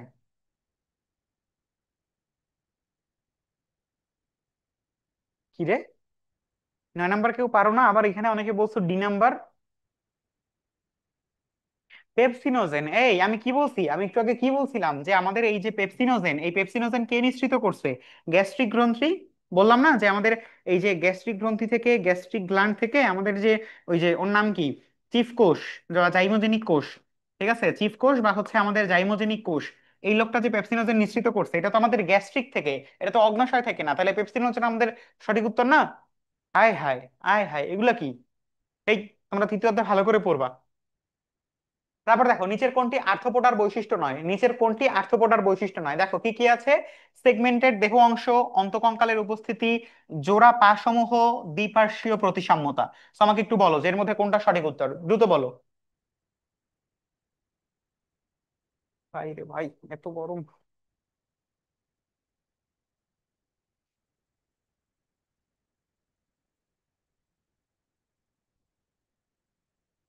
উফ। 10-এর সেগমেন্টেড দেহ অংশ, রাইট। আর্থ্রোপোডার মধ্যে সেগমেন্টেড দেহ অংশ থাকে না, মূলত এটা কি, এটা হচ্ছে আমাদের অনির্ধারিত, যেমন হচ্ছে মস্তক, বক্ষ, উদর, এভাবে হচ্ছে বিভক্ত থাকে, এ কারণে সেগমেন্টেড দেহ অংশ। Very good. এরপরে আসো, যে শ্বেতসার জাতীয় খাদ্য সঞ্চয়কারী লিউকোপ্লাস্ট শ্রেণীটি কোনটি, এটা যদি কেউ না পারছো, আমি তো ধরি তোমাকে, আমি যে কি করব তোমাদের, দেখি তো, বলো।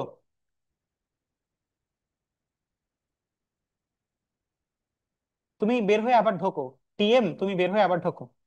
11-সি, রাইট। এটা না পারলে খবর ছিল। যে আমাদের অ্যালিউরোপ্লাস্ট কি, এটা হচ্ছে আমাদের প্রোটিনের জন্য প্রযোজ্য, এটা হচ্ছে অ্যামাইল। অ্যামাইলো মানে কি, অ্যামাইলো মানে হচ্ছে আমাদের সেই পরিচিত অ্যামাইল, মানে হচ্ছে শ্বেতসার।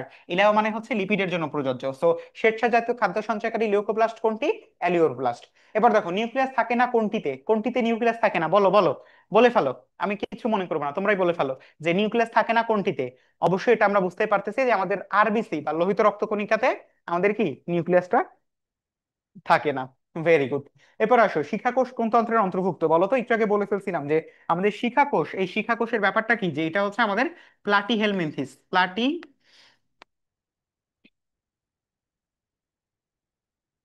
হেলমিনথিস, এটার একটা বিশেষ বৈশিষ্ট্য। সো শিখাকোষ কোন তন্ত্রের অন্তর্ভুক্ত, এটা আমাকে একটু বলতে হবে। সো এটা কি, এটা হচ্ছে রেচন তন্ত্রের অন্তর্ভুক্ত। কার অন্তর্ভুক্ত, রেচন তন্ত্রের অন্তর্ভুক্ত। ভেরি গুড, ওকে, ডান। পরবর্তী প্রশ্ন চলে আসো, যে কেলভিন চক্রের প্রথম স্থায়ী পদার্থ কোনটি, ঠিক আছে। কেলভিন চক্র বা হচ্ছে যেটাকে তুমি হচ্ছে সি3 চক্র নামে চেনো, ঠিক আছে, সি3 চক্র নামে তুমি যেটা চেনো, সেটার প্রথম স্থায়ী পদার্থ কোনটি, বলো। 3 পিজিএ, ভেরি গুড, 3 পিজিএ, ঠিক আছে, 3 পিজিএ। আর এই যে রাইবোলোজ 1,5 বিসফসফেট, এটা হচ্ছে আর ইউবিপি, এটা হচ্ছে প্রথম কার্বন ডাই অক্সাইডটাকে গ্রহণ করে। সো আমাদের সি3 প্রথম কোনটা, 3 ফসফোগ্লিসারিক অ্যাসিড, 3 পিজিএ। আর এটা যখন হচ্ছে আমরা আমাদের ইসের ক্ষেত্রে, মানে সি4 উদ্ভিদের ক্ষেত্রে বলি, তখন সেটাকে আমরা কি বলি, সেটাকে আমরা বলি হচ্ছে অক্সালো অ্যাসিটিক অ্যাসিড, ঠিক আছে, অক্সালো অ্যাসিটিক অ্যাসিড। ওকে, ভেরি গুড। আচ্ছা, এরপরে আসো, মানবদেহের কোন অঙ্গ গ্লাইকোজেন জমা করতে পারে, গ্লাইকোজেন জমা করতে পারে কোন অঙ্গ, এবং গ্লাইকোজেন জমা করার জন্য যে এনজাইমটা লাগে, সেই এনজাইমটার নাম কি, এনজাইমটার নাম হচ্ছে ইনসুলিন, ঠিক আছে। এবং গ্লাইকোজেনকে যখন ভেঙে গ্লুকোজে পরিণত করে, সেটার জন্য দায়ী কে, সেটার জন্য দায়ী হচ্ছে আমাদের এই যে ওনার নাম কি, কি বলে এটাকে, গ্লুকাগন, ঠিক আছে, যকৃৎ, রাইট। Very good. এটা উত্তরটা কি, এটা উত্তর হচ্ছে যকৃৎ, ডান। পরবর্তী প্রশ্নে চলে আসো, যে ঘাসফড়িং এর রক্তকণিকাগুলোকে আমরা কি হিসাবে চিনি, ঘাসফড়িং এর রক্তকণিকাগুলোকে আমরা কি হিসাবে চিনি, লিওকোসাইট, ফ্যাগোসাইট, হিমোসাইট নাকি থ্রম্বোসাইট, বলতো। সর্বশেষ প্রশ্ন আমাদের, এবং এর মাধ্যমেই হচ্ছে আমরা আমাদের সম্পূর্ণ ক্লাসটাকে কমপ্লিট করে ফেলতে পারবো। নিকরুহানের কি হয়েছে, তুমি এতক্ষণ পরে একটা কমেন্ট করছো, সেটাও একবার একটা আহ জোকারের ছবি, কি সমস্যা।